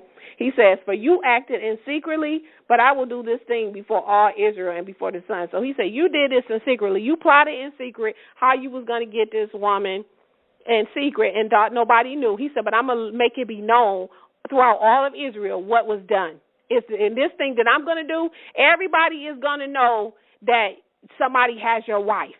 It's not going to be in secret. Everybody's going to know. You're going to be embarrassed. You're going to be basically, I'm going to put you out there. I'm not going to take your life, but the sword is not going to leave you because of what you did. So, and David said to Nathan, I have sinned against Yah. So now he sees. He sees. And Nathan said to David, Yah also has put away your sin. You shall not die. He said that he wasn't going to die, but if you continue to reading, but he says that the son that's going to be born to you is going to die. So Yah did not allow this child that came from an unlawful union to live. And what did he do? He prayed and fasted. If you read verse 16, it says David sought the Most High for the child. David fasted and went in and stayed night and day laying on the earth. He was prostrating himself, crying, fasting, please don't take my son. But Yah killed him anyway. So sometimes you can fast and pray all you like, but sometimes the choice that you make, you're going to have to live with it. He'll forgive you. He may not take you out. He'll forgive you. But the consequence may be, hey, this is it. David lost a child. Yah did not show him pity because he did not show Uriah the Hittite any pity. He had that man killed and took his wife. So this was an example of when David was being a hypocrite, listening to this story of a rich man who showed no pity on the poor man who only had one animal, but he didn't show any pity. You know, he had one lamb. He didn't show any pity. This is the same thing. You can't be a hypocrite. You can't be a hypocrite. So let's go to, because we're almost done here. I'm almost done. I want to go to a couple of precepts. Yahshua, he had a couple of run-ins with some of the Pharisees, and I want to quickly read this. I'm going to quickly go to Matthew chapter 15. Matthew chapter 15, I'm begin reading at verse 1. Matthew 15. Then the Scribes and the Pharisees came to Yahshua from Jerusalem, saying, why do your disciples transgress the traditions of the elders? For they do not wash their hands when they eat bread.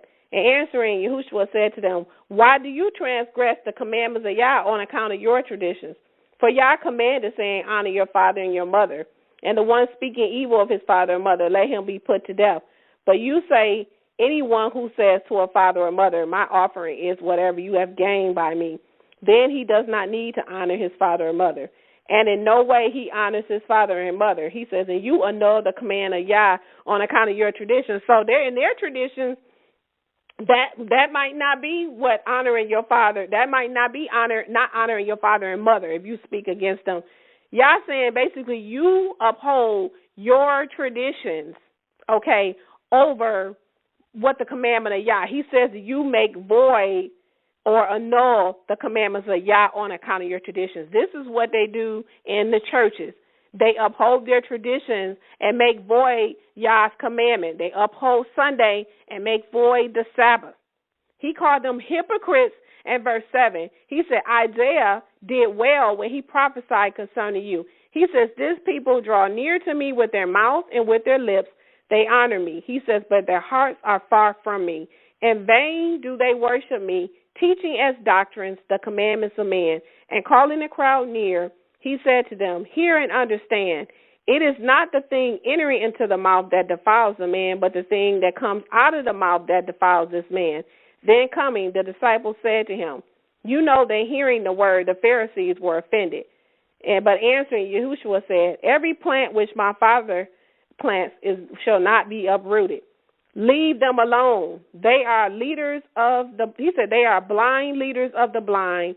If the blind lead the blind, they will both fall in a ditch. So this is a warning from our Messiah.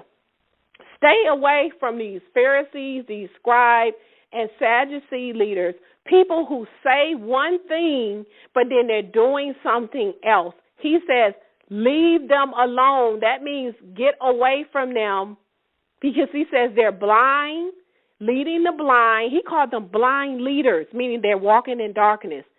And he says if they're blind, and he says if you're following blind leaders and you can't see and I'm following you, where am I going to end up at? In the ditch with you. We both in the ditch scratching our heads, don't know how we getting out. If you're blind, you need to follow somebody who can see, not somebody who is blind and walking in darkness. And this whole thing here, people, the Christian church will use this chapter, Matthew 15, to say that this is, saying that now you can eat anything because he said that it's nothing that comes out of your mouth that defiles you. See, this is what he was not talking about that. He was not talking about food. This was about the washing of hands. The disciples were eating. They didn't wash their hands first. The elders' tradition was you had to wash your hands first. That makes you unclean. Yahshua was saying it had nothing to do with washing your hands. That's what he was telling you. He says whatever proceeds from the mouth proceeds from the heart and becomes a defilement to the man. Whatever is in your heart is what you do. Why? Because he said out from the heart goes evil thoughts, murders, fornication, theft, false witness, blasphemy. He says these things are the things that defile you. It had nothing to do with food. This chapter 15, Matthew 15 is not talking about food. There's an issue of washing your hands before you eat, and does that make you defiled?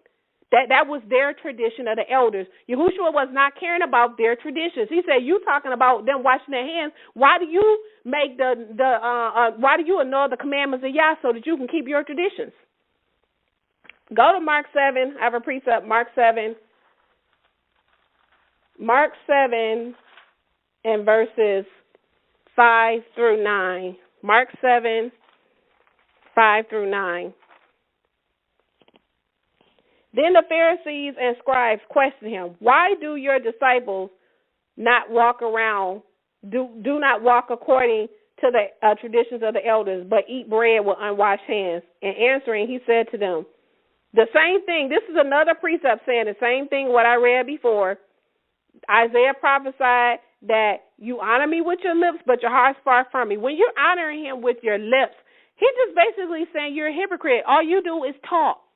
That's what he's saying. All you do is talk. You don't do anything that I say to do. You're just talking about it. That's all he's pretty much saying. You honor me with your lips, but you don't do anything that I say. That's what he said. Why do you call me master, master when you do not what I say? He's not interested in hypocrites. He's not interested in hearers of the words. He wants those who are actually doing it. John 8 and 3. John 8 and 3. And then we're going to listen to Sister Betteryet. I was telling you I wanted you to hear what she had to say about the Hebrew Israelite community and how they're leading people astray, because it was really touching to listen to her. And you could tell she was really grieved. Let's read John 8 and 3. John 8 and 3 says, "And the scribes and the Pharisees brought to him a woman having been taken in adultery, and standing her in the middle, they said to him, "Teacher, this woman was taken in the very act committing adultery."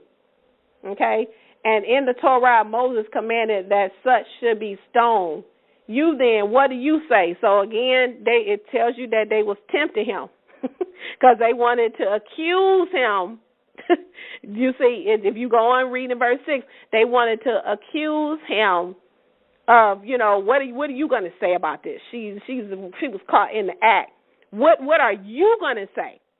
Okay, so bending down, Yahshua wrote with his finger in the earth, not appearing to hear.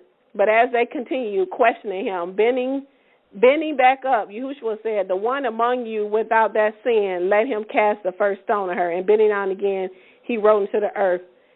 But hearing and being convicted by their conscience, they went out one by one, beginning from the older ones until the last. Yahshua left alone, and the woman standing in the middle. Yahshua bent back up, having seen no one but the woman. He said to woman, "Where are those accusers of you?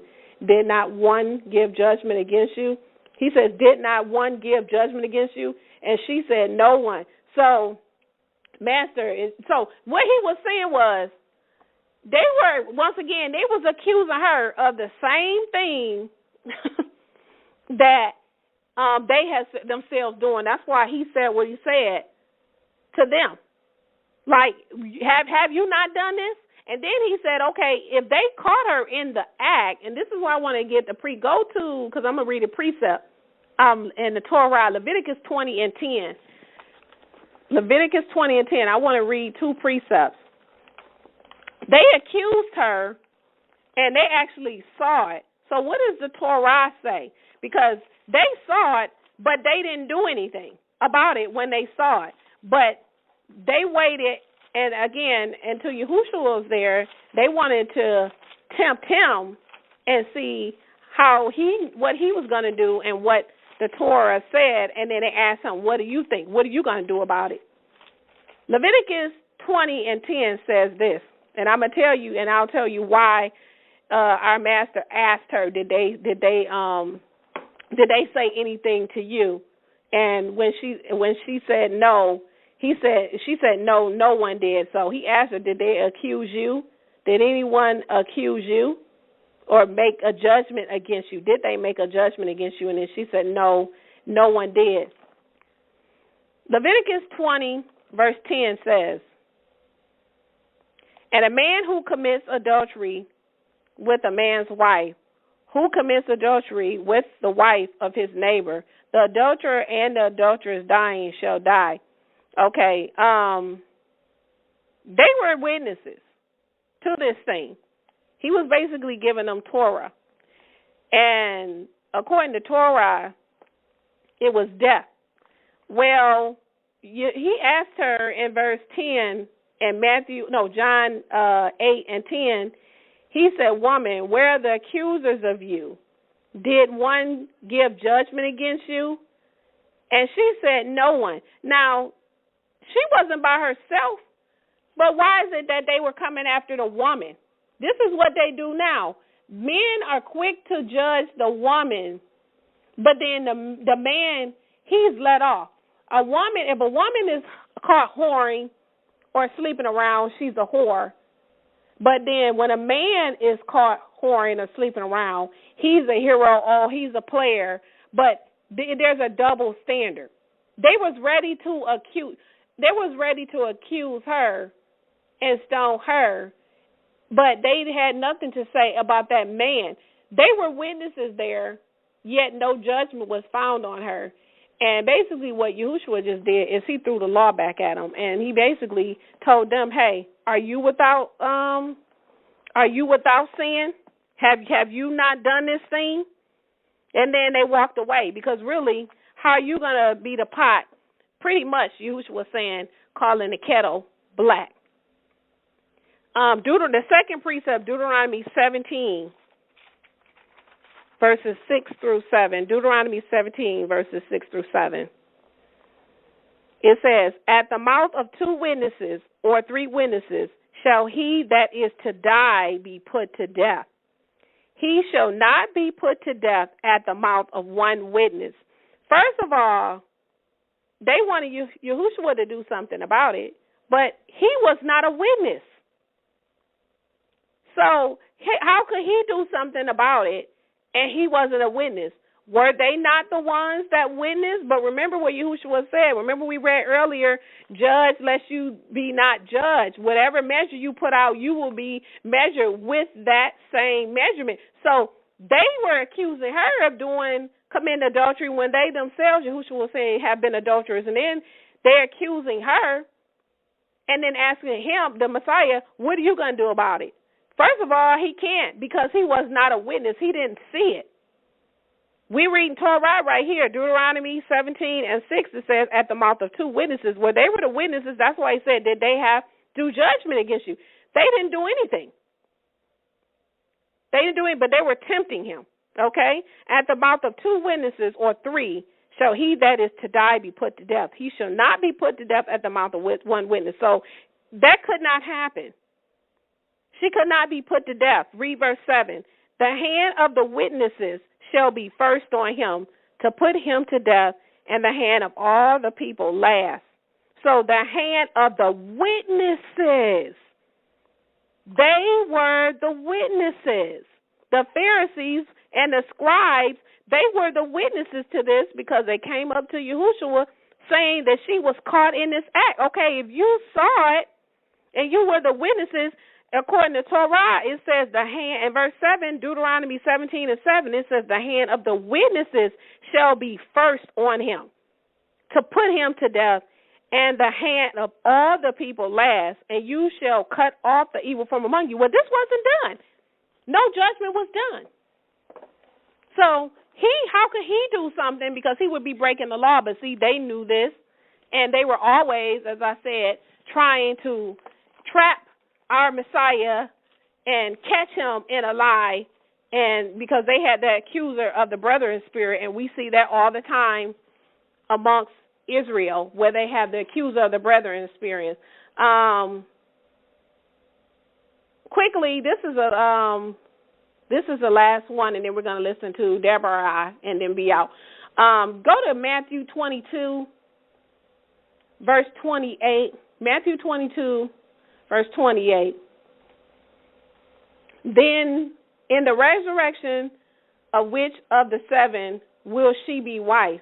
For all had her. And answering, Yahushua said to them, you err, not knowing the scriptures nor the power of Yah.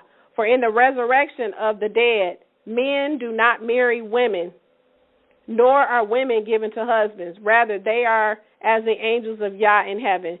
But concerning the resurrection of the dead, have you not read that spoken to you by Yah, saying, I am the power of Abraham, the power of Isaac, and the power of Jacob? Yah is not the power of the dead, but of the living.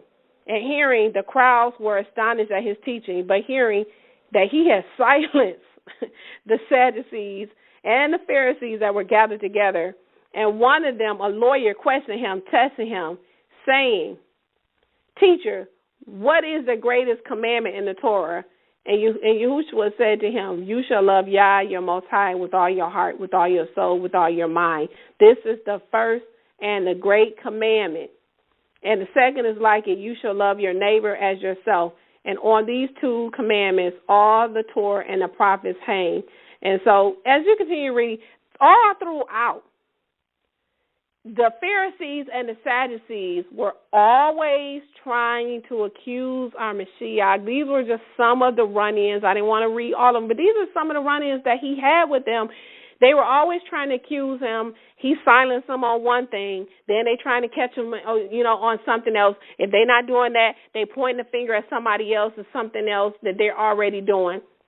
But the sinful man, it tells you in Romans 8:5-8, that the sinful man cannot submit to Yah's law. Remember, all of Israel are not Israel. So for those of you, quickly go to Romans 2. I got to read this. You cannot get caught up in the fact just because somebody, again, being in truth, it takes more than just knowing you Hebrew Israelites. That doesn't mean you're in truth. What are they teaching? Romans 2, verse 13, and I talk about this every week. For not the hearers of the Torah are righteous with Yah, but the doers of the Torah shall be justified. For when pagans not having the Torah do by nature the things contained in the Torah, they not having the Torah are a law unto themselves, who show the work of the Torah written in their hearts, and their conscience witnessing with them, and their thoughts either accusing or even excusing one another. In the day when Yah judges the hidden actions of men, as my good news teaches through Yahushua HaMashiach, behold, you who are called a Jew, who trust in the Torah and boast in Yah, because you know his will and the things that must be observed, being instructed out of the Torah. You have confidence in yourself that you are a guide of blind ones, and that you are a light to those in darkness, an instructor of foolish ones, a teacher of children. You are the pattern of knowledge and of the truth as embodied in the Torah. Now you teach others, but you fail to teach yourself. You preach that men should not steal, yet you steal. You preach that men should not commit adultery, and you commit adultery. You despise idols, yet you rob temples. You are proud of the Torah, yet you dishonor Yah through the breaking of the Torah. For the name of Yah is blasphemed among the nations through you, even as it has been written. Are we listening to what is being said?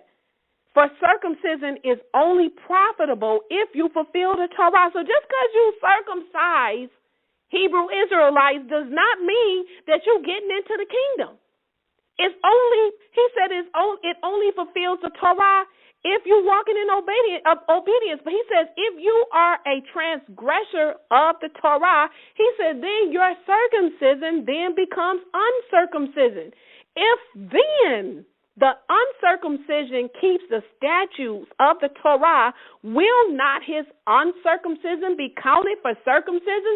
So, yes, we know that the males in Israel must circumcise themselves. You must be circumcised. And then also the circumcision of the heart, removing the foreskin, the hard layer.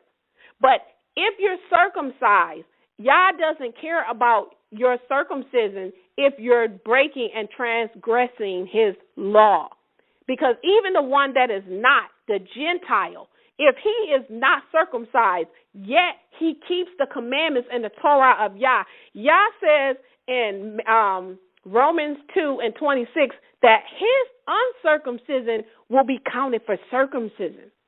Verse 27, the uncircumcision, which from his nature the fulfills the Torah naturally, will judge you. So he's saying those that are not circumcised, but if they fulfill the Torah, they're going to be judging you, Israel.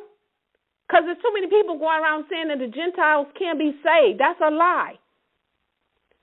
Who with the scripture and with the circumcision transgresses the Torah. So I'm going to read this again. Romans 2:27.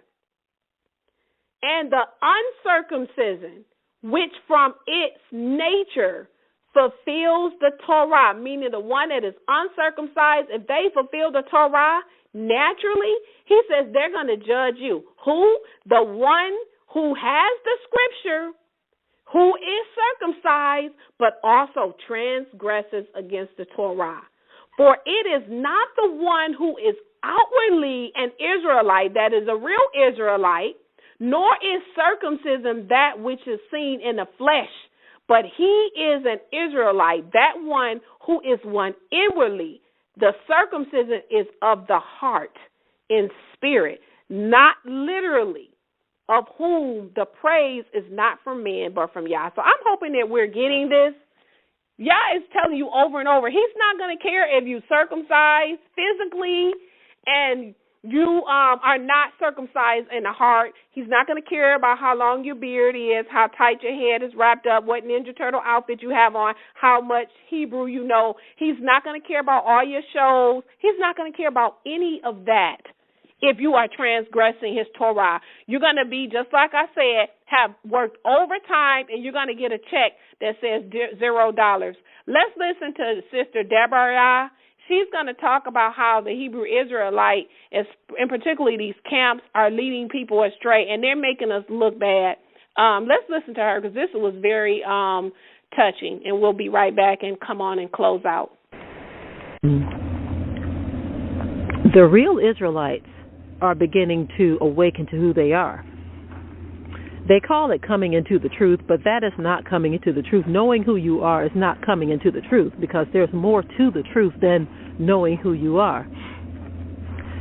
What we see happening, family, we have all of these faction groups within our awakening that are spinning many different winds of doctrine, and people are being confused by all of this. I'll give you a good example of what I'm talking about. Whenever you speak to anyone about Hebrew Israelite and you're trying to awaken your people, whether it's a family member, friend, neighbor, or enemy, you will say that we're the Israelites of the Bible. Did you know that blacks were actually the descendants of the Israelites?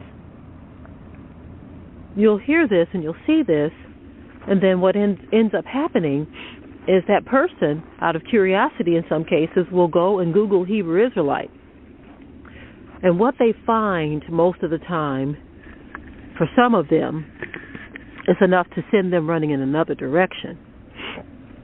Okay, but for those who do get caught up in the charismatic bull, what happens with them is truly sad. It's sad, family, because what happens with them is they may join an organization, a group, a camp, an assembly, and then they begin to see all of these strange doctrines.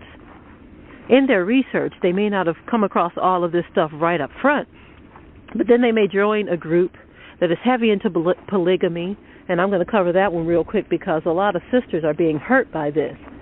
As a matter of fact, that is what kind of encouraged me to do this video. I saw a few where there were sisters doing videos saying why I am no longer a Hebrew Israelite.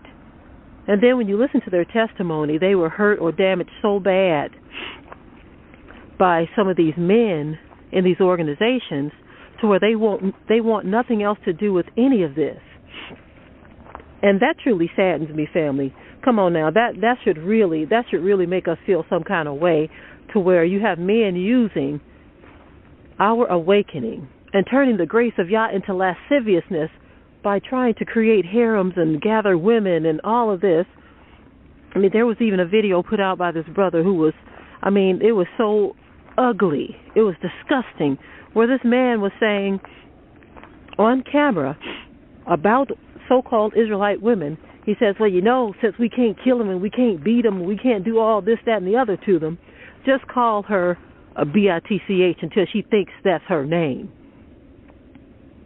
I said, this is some disgusting stuff. He said, let the children hear you call her a bitch. Call her that breakfast, lunch, and dinner until she understands ABC.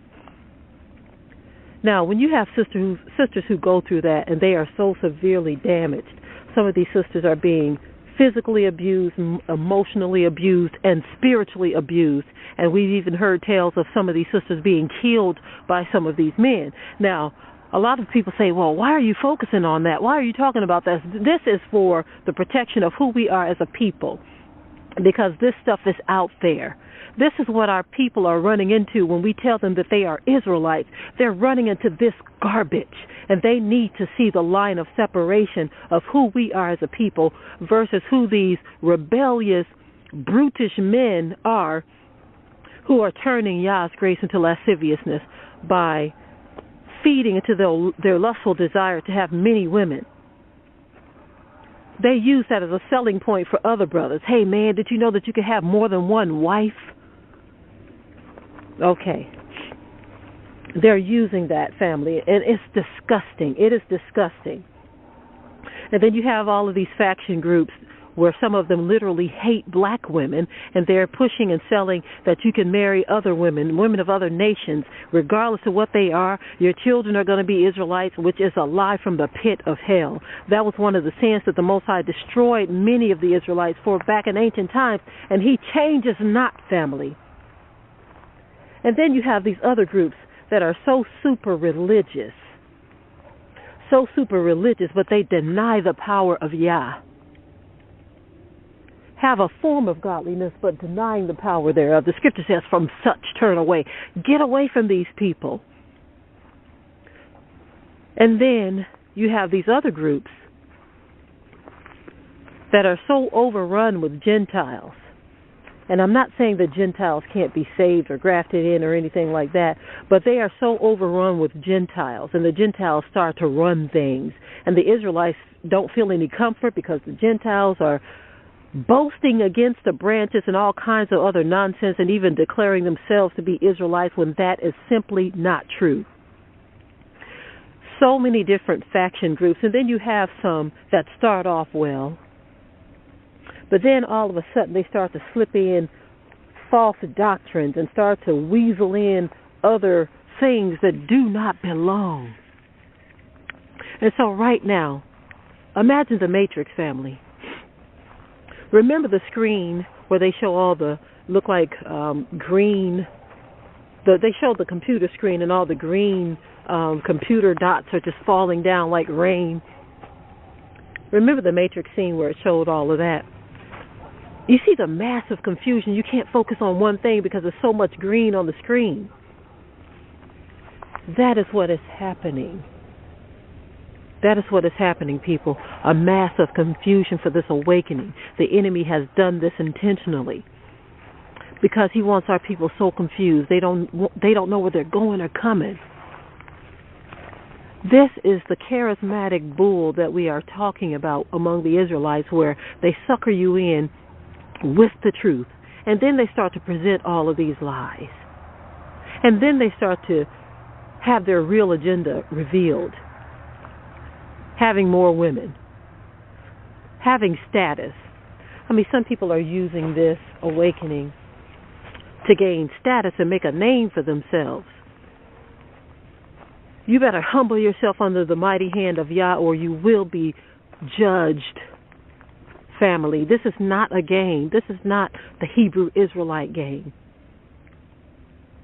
But that is what this is turning into, because so many people are focusing on the things that matter not, and they are causing others to slip away. This is not a game, family. And then you have people who are so religious about this thing to where they're not really seeking to please Yah. I talk about this often, how some of us can't stand each other, don't even have a valid reason. But we've created a reason in our own hearts, and we've justified it as if you think the Most High sits in agreement with you with your nonsense. The Most High does not sit in agreement with you with your nonsense and your foolishness. And how dare you try to justify it in your mind? You are destroying people. There are souls at stake, family. And we are messing around with people's souls. You have people messing around with the souls of others because they have this wickedness brewing in their own hearts, and they have declared themselves to be righteous. We have got to stop playing these games, family, because the Most High is not playing with any of us. And when I see people who have been destroyed because of the foolishness of other so-called black people, that just makes my heart feel so sad that we can be this way and that we don't understand. We don't understand what we do to each other. I have talked to people that I don't even know who have said, Sister Deborah, I need to speak with you. Please let me speak to you. And then when I speak to these people and I hear how badly they've been damaged, how badly their hearts have been crushed because of the foolishness by these people who call themselves Hebrew Israelites. I've seen the same mess in the Christian church, and now we're seeing it all over again. And the sad thing about it, at least among the Christians, when these people get to be a certain way, when they get to be a certain way in their foolishness, some of them, they don't try to justify it.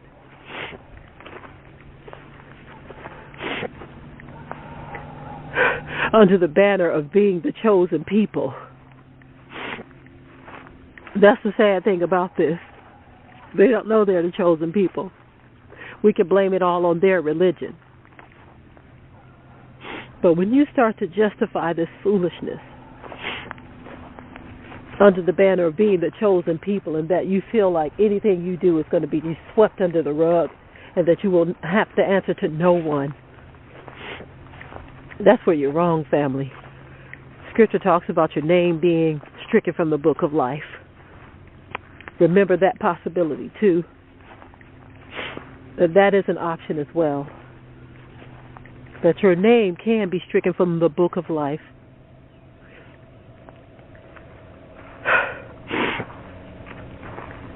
Now, especially some of you Hebrew Israelite leaders,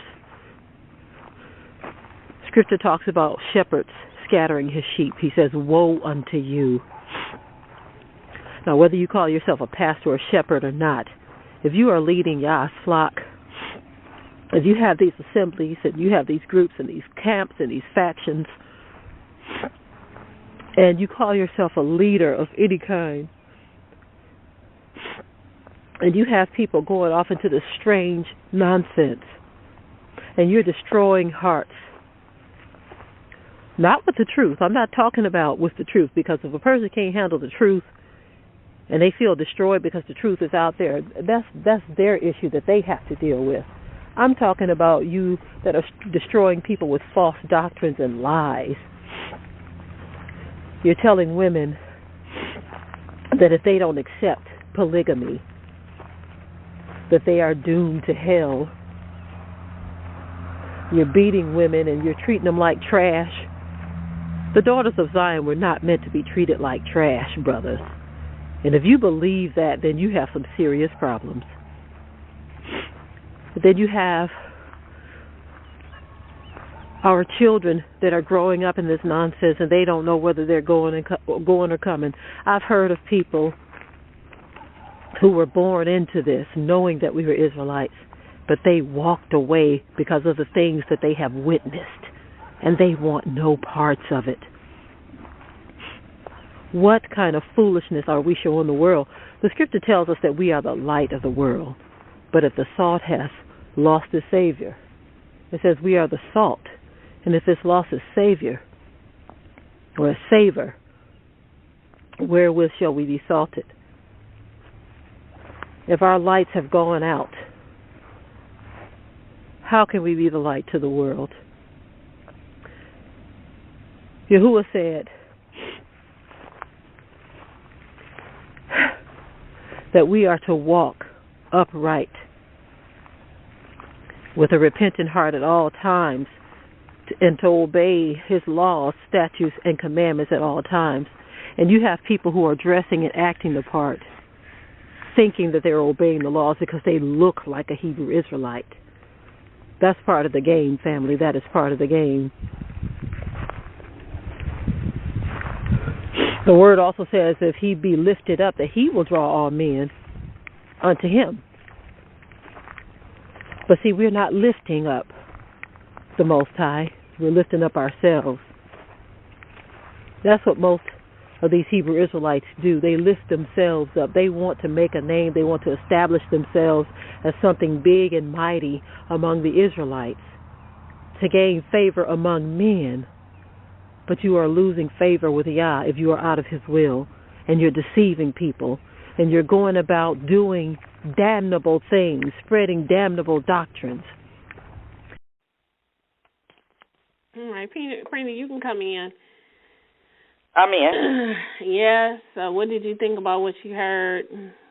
Well, I mean, it is true. It's really true that, you go from Christianity to knowing who you are, and then you thinking that you are amongst our brothers and sisters that love you and care for you, but they worse than the ones in the church.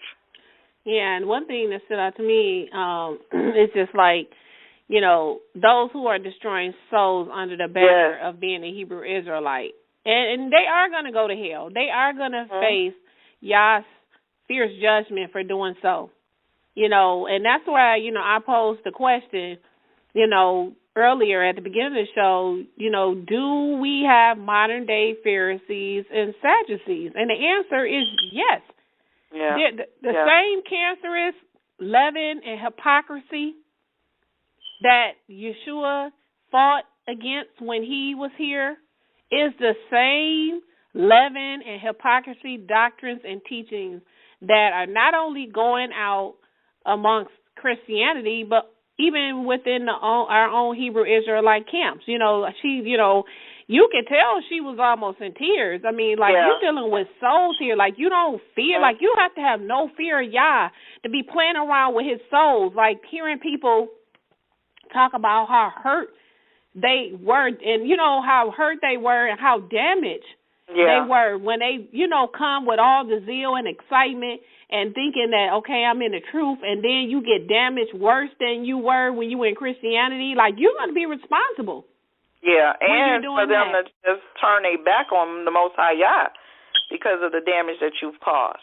Yeah, I mean, because he will be considerate. I mean, just even with the church that we were, the Hebrew Israelite church that we were in, how, I'm not going to say her name, but I'm talking about how she was damaged when she went back in the world after that. She went right back into the world because this was, I think, had been like the fourth church. Yes. Yeah, she went right back in the world, and Prina and I did our best to try to, we can't save anybody, but we did our best to try to restore her, but she was gone.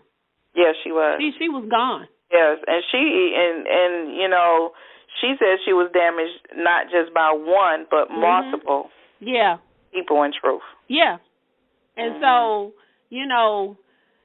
there's a lot going on in the spiritual realm that we can't see, and a lot of people are being influenced by these unclean spirits.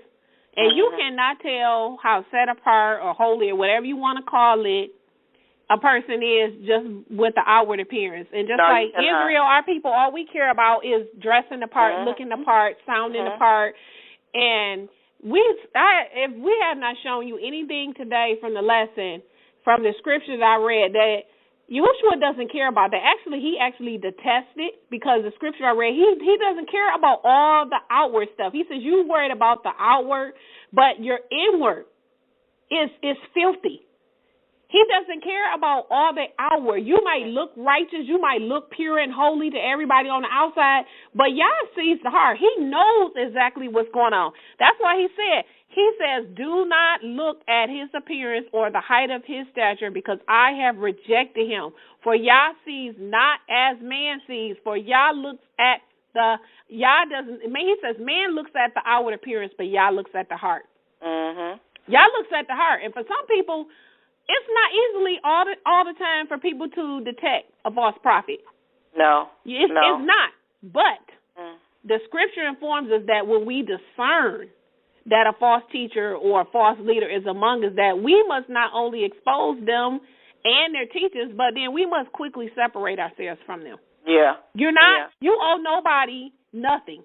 If you're new in this walk and you listening to this broadcast, don't just sit up and listen to any group or camp or church pastor just because they're on YouTube or because they have a mega church or a large following or they seem extra Hebrew, they can speak it, and they got long tassels and everything dragging on the floor like Yahshua said. They got the long robes dragging. Our Messiah, I showed you today in the lesson, he does not care about that. He says don't do that. He talked about the titles. I mean, did you learn anything today, Prina? I was talking about the Rabbi Rabboni. It doesn't mean teacher. Yes, that was very great one. Yes, that was a great one. And I just,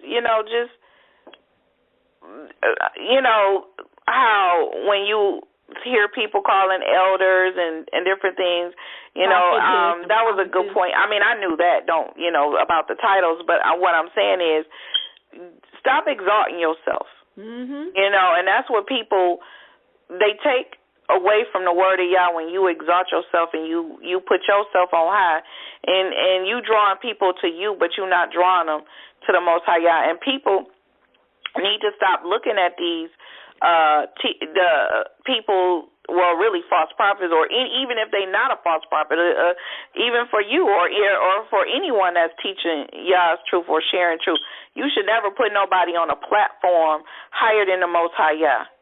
You should not exalt nobody and give praise to man. You give praise to the Most High Yah for the truth that they were able to share with you.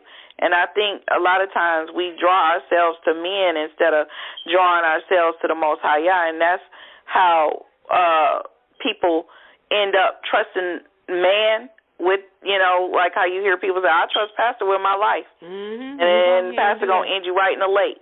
Mm-hmm. Stop trusting man with your life and put your trust in the Most High Yah and trust in His word, and stop trusting man. And another point I wanted to make, Shaitan, is when you are in this walk, you are required to study to show yourself approved, and you are required to examine people, because I examine people and how they walk.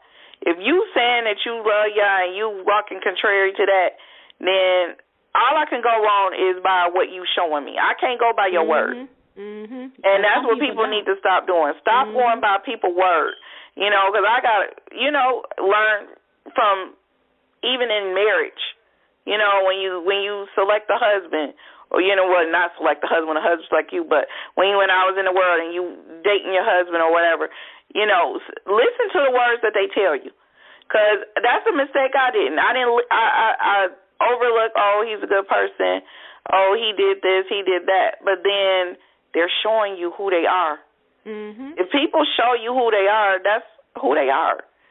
No matter how good they sing, no matter how good they make you feel, people show you who they are, and you have to take those things that they show you and use that to measure if they are walking according to the word or they're not. That's the only measure you have, is the measure with the word of Yah. Mm-hmm. And so that's all I have to say as far as that is concerned. Yep. Well said.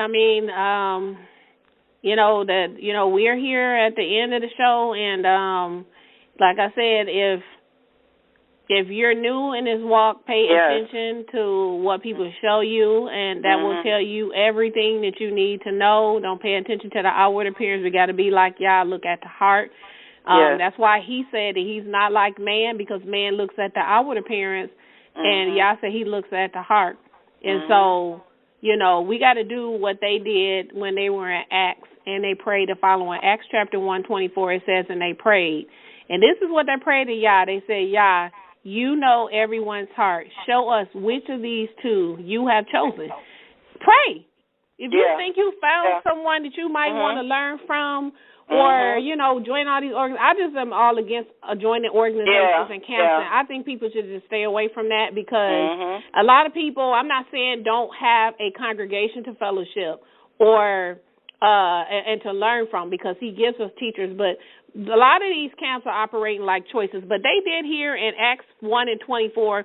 They say, Yah, you know everyone's heart. Show us which of these two you have chosen. Pray and ask Yah who He has chosen for you, because He has many teachers. Everybody can't listen to one teacher. Ask and pray for Yah which He would choose for you to listen to. And then, you can listen to other people, but you got to measure up, because I think sometimes when you get caught up in these camps, you are their property, if so they don't want you to go over to to John, NIC, the alphabet group. You know what I'm saying? They don't want you to go over there. They want you to stay only within their midst. So I think, when you are fellowshipping with our brothers and sisters, or you listening to people on whether it's social media or wherever, what have you, you have a choice to listen to whoever you choose to. When you have somebody regulating what you are, who to listen to and what to do, I think that's a red flag for you to get away from them people, because that's control. Yeah, it's a control, and that's like you said, just pray for Yah. If Yah leads you to where to go and to learn of Him, and then you have a responsibility to study, to show yourself approved, okay, and get behind that teacher. But I would pray and ask for Yah where He would have you, where He gives you to go, then you go there and you listen to them. Sometimes when you listen to too many people, you do become confused. So I would just pray and ask the Father Yah who, just as Paul and as them did, they asked for Yah's counsel. Who would you have? Which of these have you chosen? So pray to Yah. I want to learn of you. You've opened up my eyes. Who would you choose for me to listen and learn your truth of while I am at the same time studying myself? Not just listen to somebody. You sit back and wait every week and you're not doing nothing yourself. And so you can go ahead and lead us. Yeah, and he will lead you. So we want to thank everyone. Prina, you can go ahead and lead us out with prayer. And we just want to thank everyone for joining us on this Sabbath. I enjoyed doing this lesson. Just learning, it's always good to just brush up on some of the things you already know. I still learned some new things during this lesson. And so next week, I have a couple of lessons in mind, so I'm not going to speak on what is going to be. Next week, I'm going to allow the Most High to lead me as far as choosing what He wants. So you can go ahead and lead us out, Prina. Okay, and so I'm reading from 1 Chronicles 29, verse 10 through 13 and verse 18. And David blessed Yah before the eyes of all the congregation. And David said, Blessed are you, O Yah, the power of Israel, our Father, forever and ever. To you, O Yah, be the greatness and the power and the high esteem and the victory and the majesty. For all in the heavens and the earth belongs to you. O Yah, yours is the kingdom, and you lift up yourself to all as head. And the riches and the honor come before you, and you rule over all. And in your hand is power and might, and it is in your hand to make great and to give strength to all. And now our power, we are giving thanks to you and giving praise to your high esteemed name. O Yah, the power of Abraham, Isaac, and Israel, our fathers, keep this forever for the intent of the thought of the heart of your people, and prepare their heart toward you. In Yeshua's name, so be it. In Yeshua's name, so be it. So, Yah willing, we will see you all on next Shabbat. Shabbat Shalom. Shabbat Shalom. Woe to you, Scribes and Pharisees, hypocrites all! For you shut up the kingdom of heaven against man. You do not go in yourselves, nor do you let others enter. Blind guides! Yahshua or Yasharala